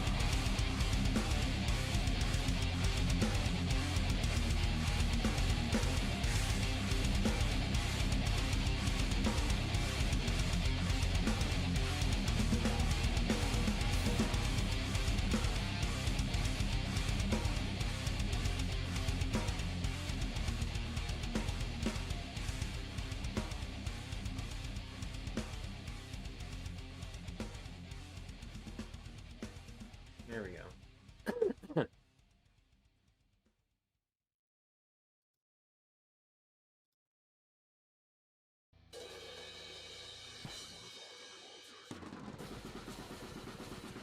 Is that what you want?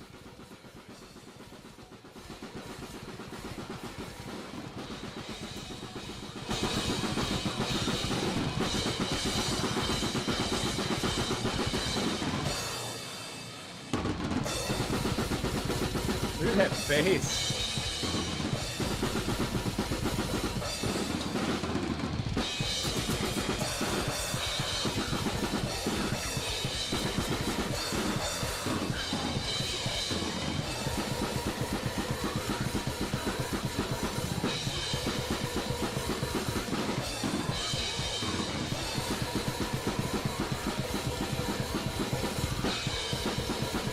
Let's go, Steven.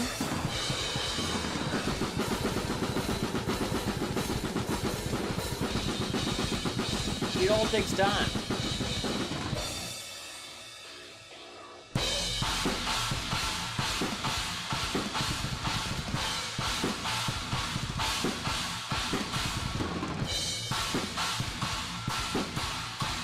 Muscle memory is awesome.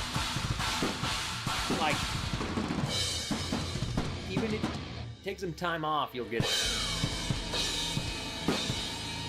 This is definitely going to get me demonetized. It's happened every time I've done this. But I don't even... They hammer me. I can't believe, like YouTube recognizes the song. They don't copy strike me, but they definitely, like, they take all credit for this one. Look at this.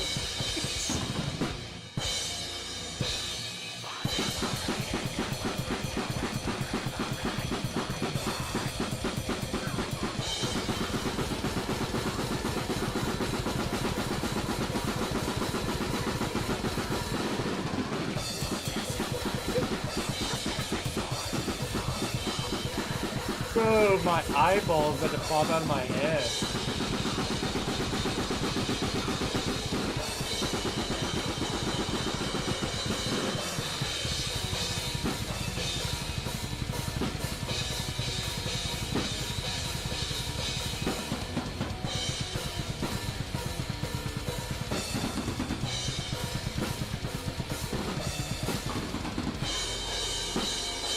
I'm gonna get it on Patreon. What do you want?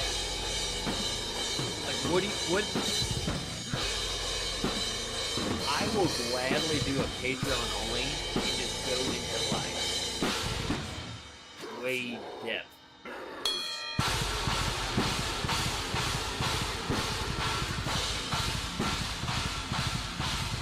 Like, I'll spoil you guys. Like, if you want to listen, I'll do it. I will say that was... This was so sick. New drum bits. Okay. Right here. Dude, that little ding. I nailed that. Listen to this. Listen to this ding.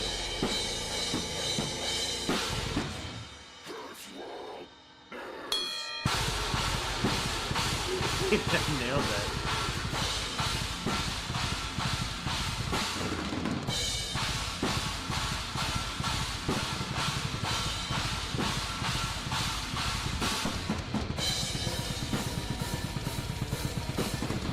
Jelly, welcome to my life of rebuilding Bourbon Wrench Patreon. These used to all be Patreon only, and now I'm getting back at it, but I'm trying to convince you guys to get back.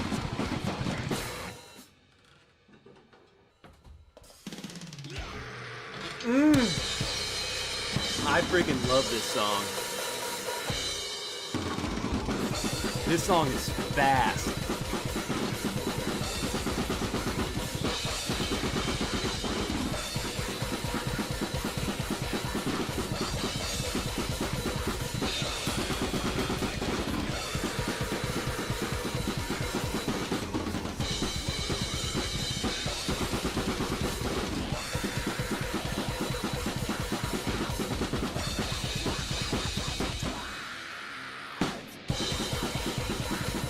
Oh.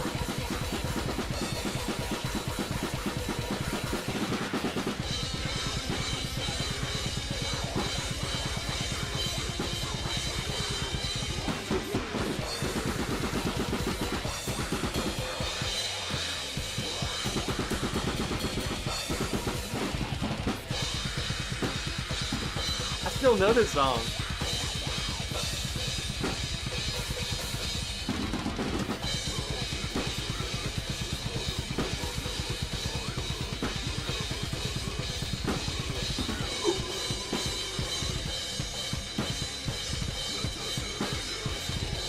Right here.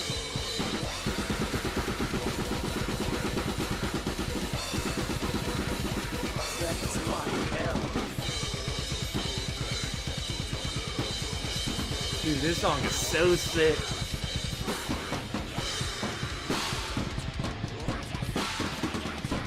Lurkers unite. Trip, I'm getting ready for my trek meet tomorrow morning at 8:30 a.m. in Indianapolis. I'm doing my first event in my javelin throw at 10:30. And my second event at 200-meter dash. Yo, Mr. Fulton. Mr. Fulton, I want you to get a good night of sleep. As good as you can, because I know you're going to be nervous, bro. I want you to go to sleep as best as you can.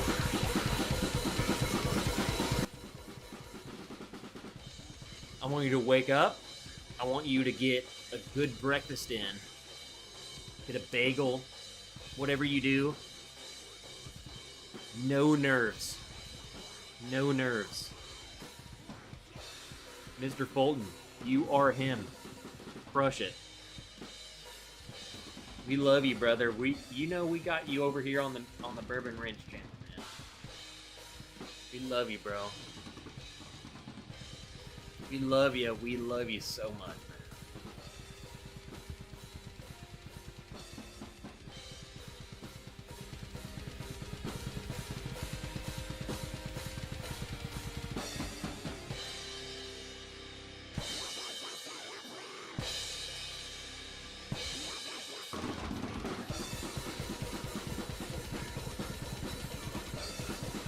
Here we go. This is my best part of the song.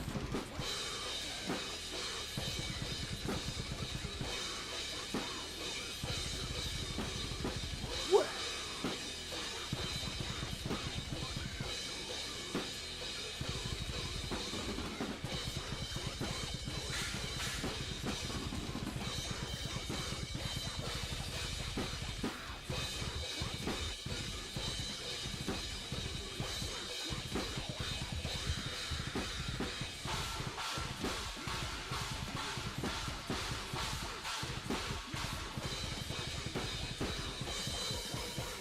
Dude. God. What's up, guys? Trev. Whoa. Jesus Christ, who's that guy? God dang.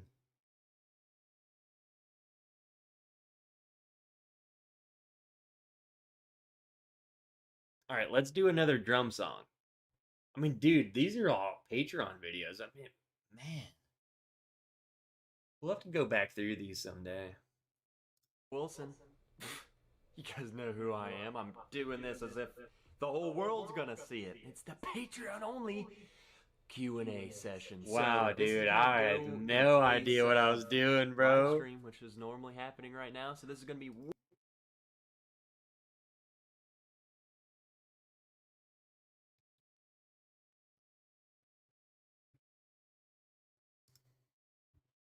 little bit of Whitechapel. Let's go.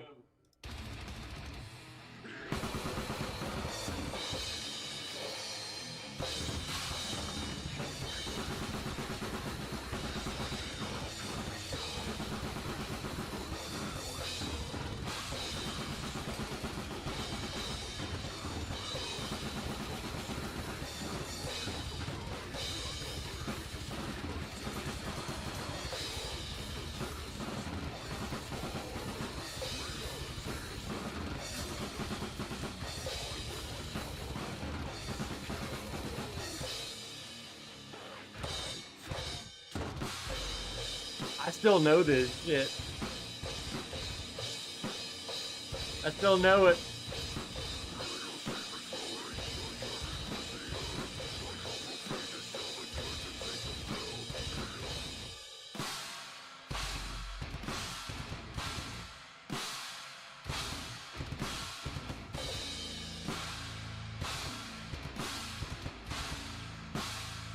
Now.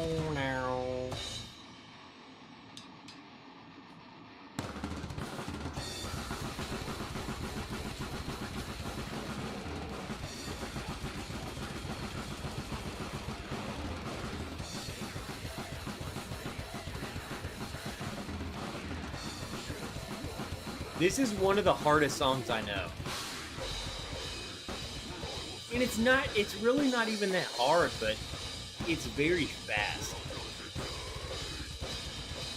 Like if you see the little, you see the drums.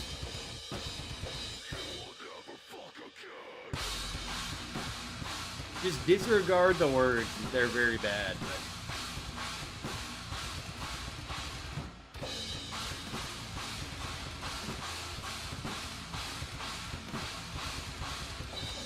That's the worst. So that's the worst part of the song I know.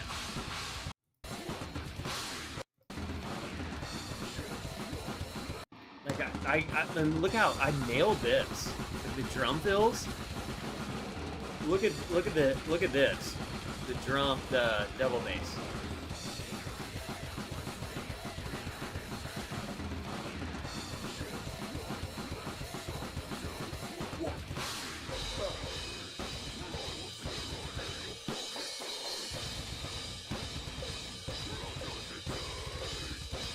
So this is the worst part of this. Like, I don't even know what I'm doing, to be honest. Like, I make all of this up.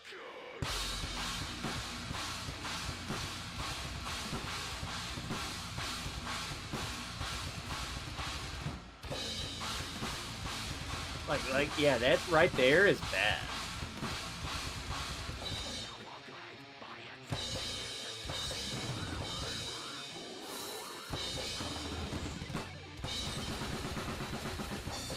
This is the hardest part of the song.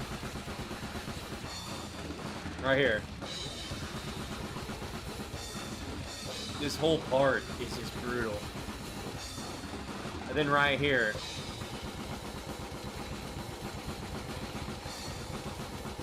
Look at that blast beat. I'm struggling. Yeah, I messed that up.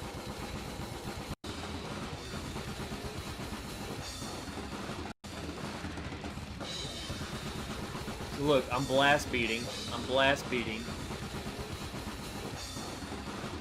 And then right here.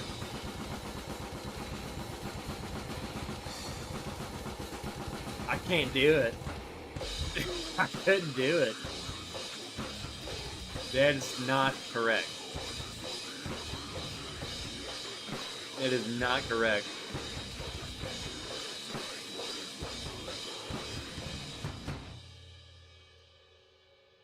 That was not me. To Little Devil Wears Prada.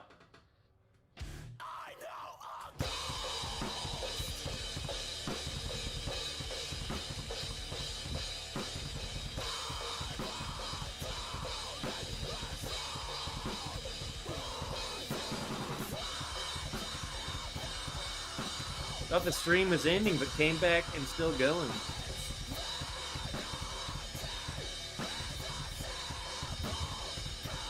We just party, bro.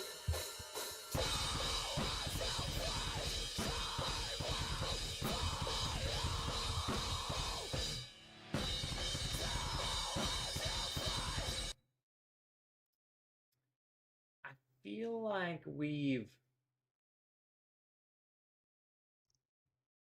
like we've heard that one. Alright, what's up, guys? Gonna play a couple songs. Both of these songs were requested. Both of these songs are songs I used to know how to play. I have not played either of them in a very, very long time. So I thought this would be cool to see just how much information that I retain, how much of the song I remember and the parts I remember. Yeah, we're just gonna play them. The first song, Decimate the Weak by Winds of Plague, requested by Roger freaking D. You know, some good stuff. Some old school. Let's go. Is Roger D still here? I don't think so. That crash sounds like the license plate from...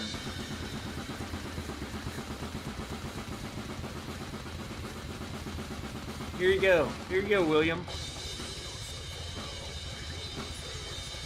This is the best camera angle that I did.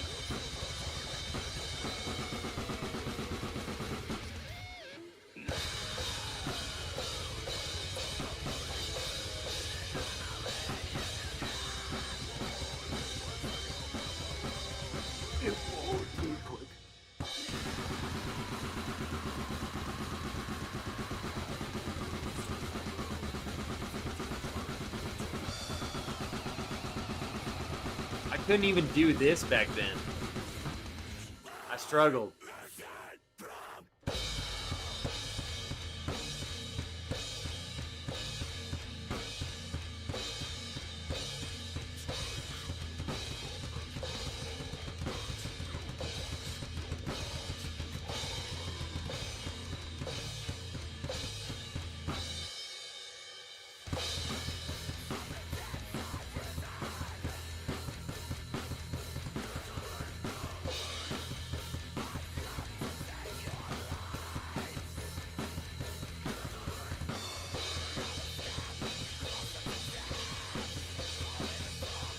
Groovy. There we go. Double bass comes in.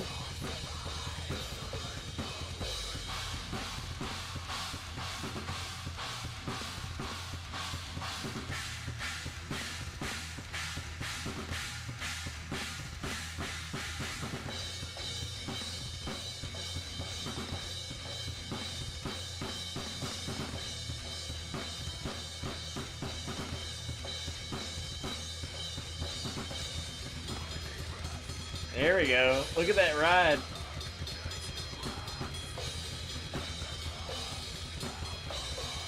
What up, G-Time?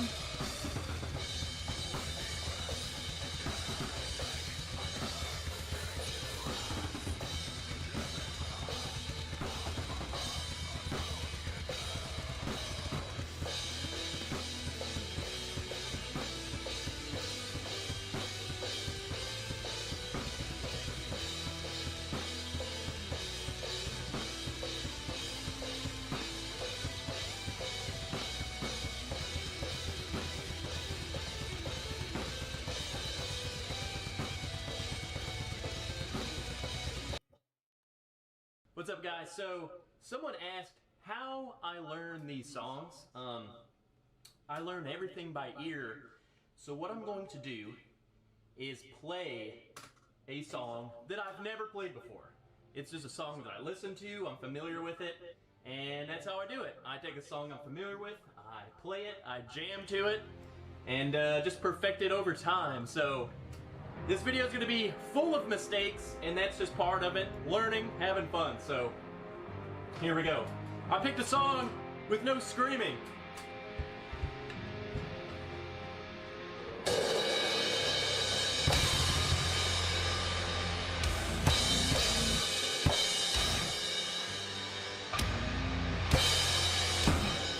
Look how much I messed up. But that's how you learn.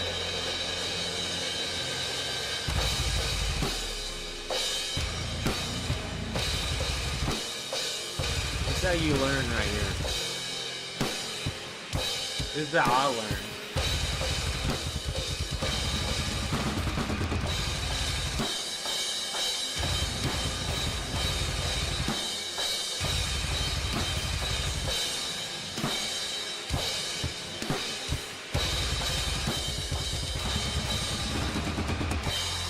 I know it now. I know the song now.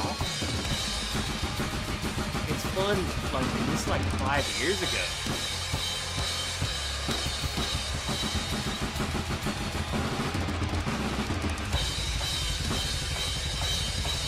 Yeah, I know it now. I know this is good now.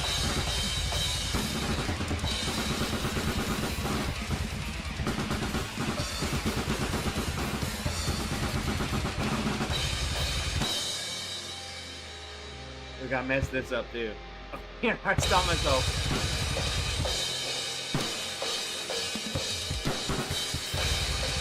Look at this.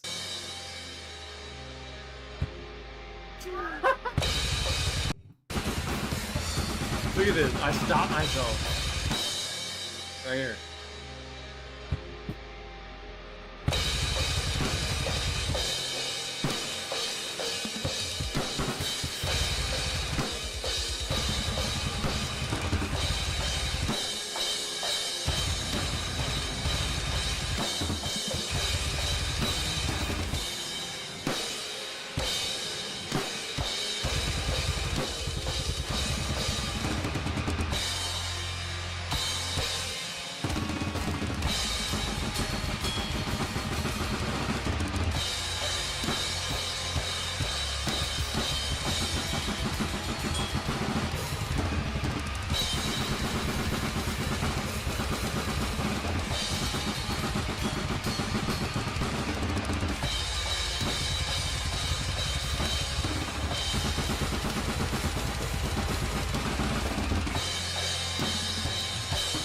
kind of stuff right there.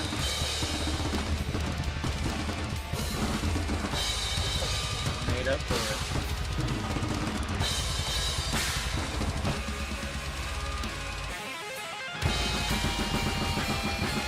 It's a good correction.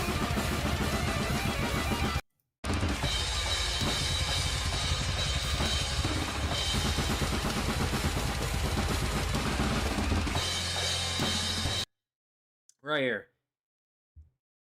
What's not played is just as important as what is played. Empty space is also music. Hell yeah. Everything I've ever played on guitar, I've learned by ear.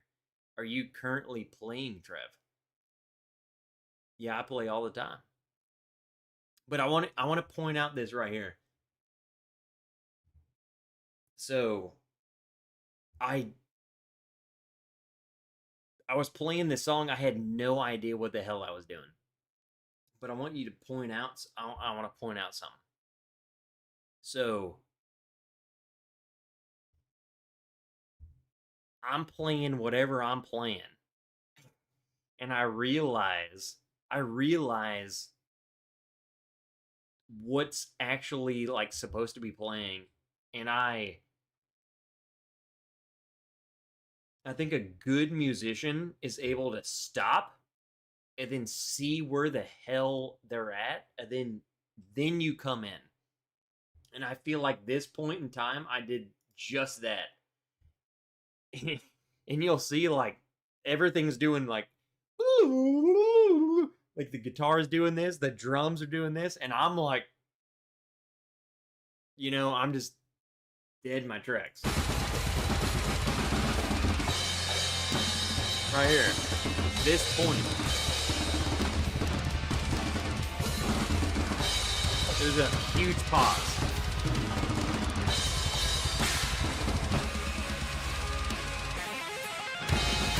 And then I kick right back in. I mean, that's how you know what the hell you're doing. I'm proud of myself. Like, I'm super proud.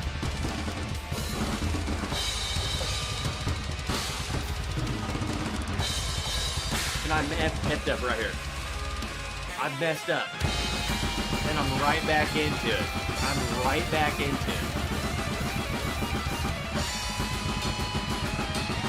That's how you know music. That's how you know music.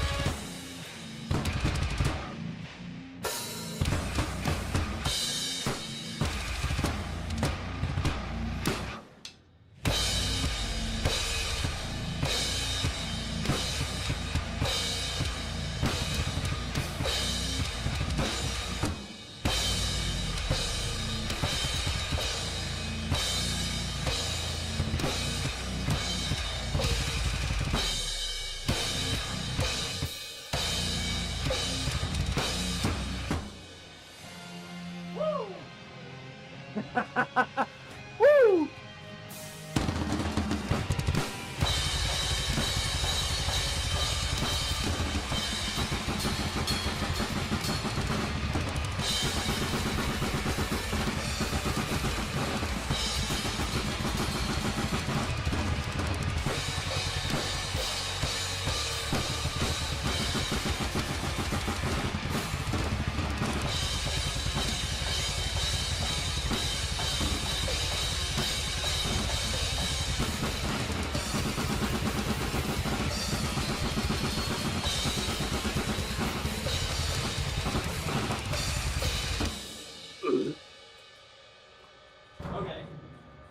So, messed up a whole lot.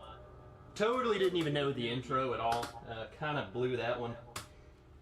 There were quite a bit of parts where it transitioned into things and I got lost in the music. I couldn't really hear what was going on, but I mean, that was a pretty good outer shell, if you want to call it. Just an idea of what the song is.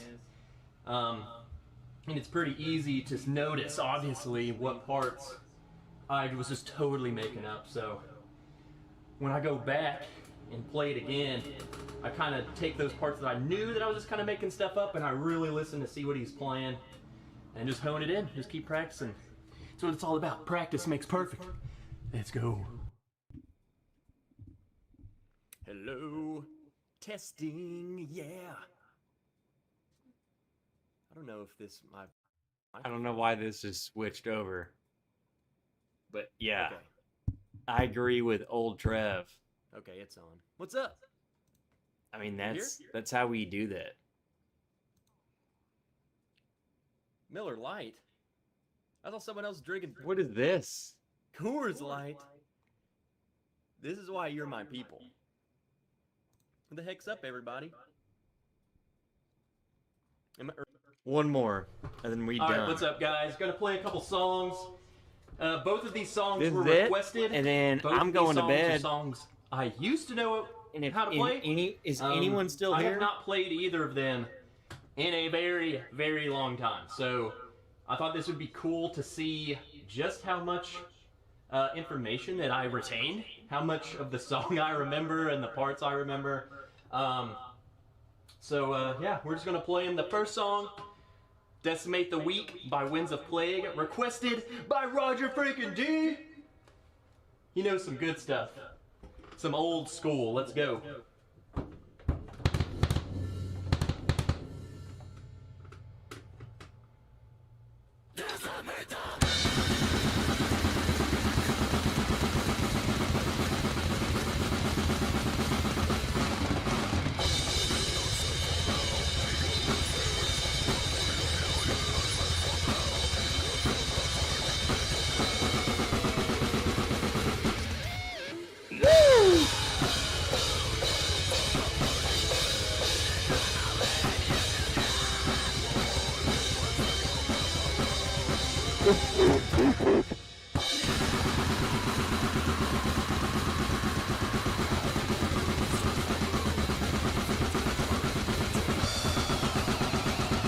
Y'all ready?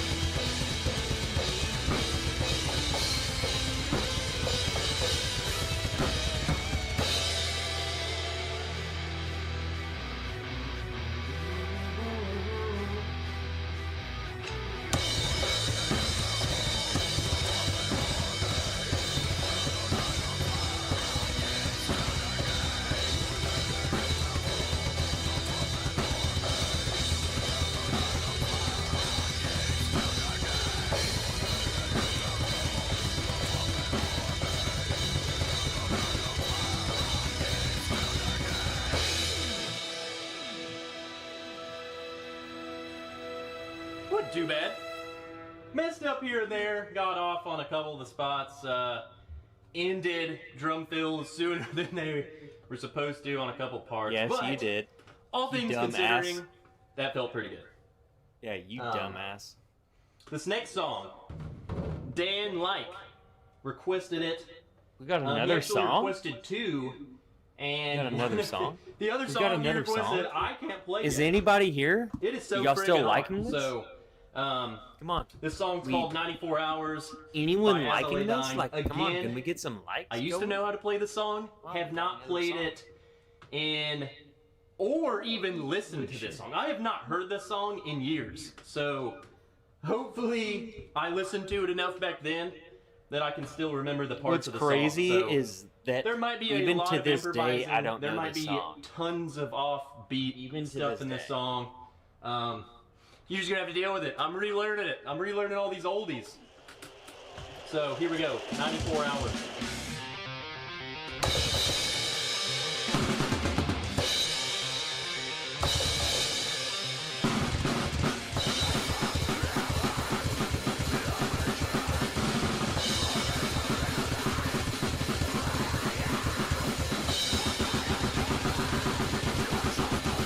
Look at this.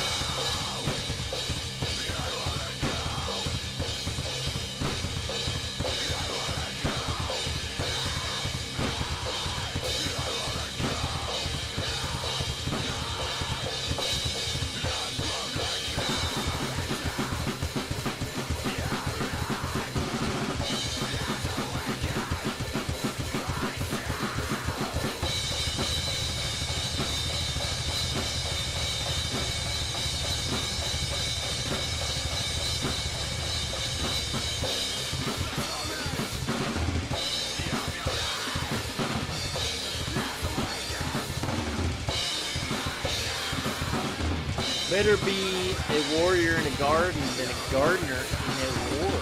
I'm out. Later, bro.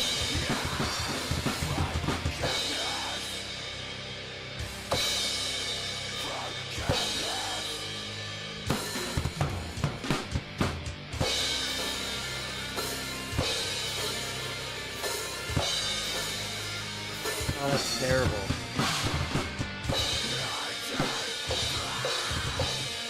Drum kits are made for teabagging.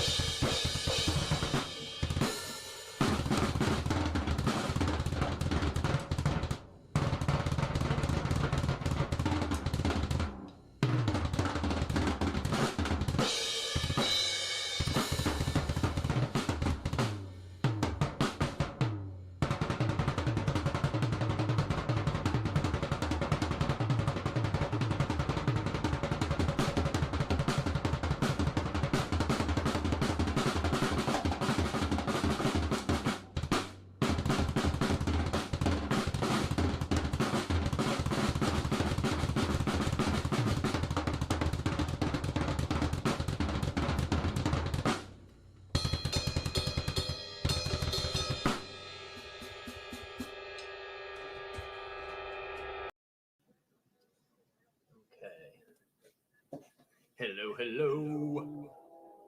What the I don't even heck? think this microphone's in. What is this?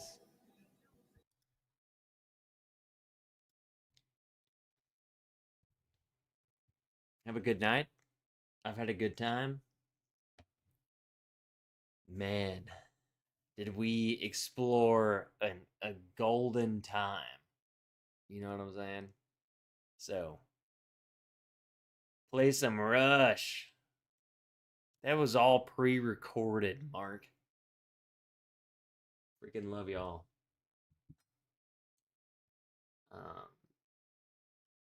I'm out of here. Love y'all. Thanks for being here. Thanks for watching the whole stream. Let's go. Go drink some water, drink some electrolytes, or drink more bourbon. I don't care. So, simply see y'all, and the next time I see ya. Love y'all. Huge shout out to Mark Emenecker, William Miller, Corgi, Kaiju, Teddy Ball Game, Stephen Cornicelli, Bourbon Lover, still commenting emojis, but he's here. And Tony Bega Donuts. You guys, David Bays. Huge shout out for watching all of that and just being here. Love y'all. So, see y'all next stream.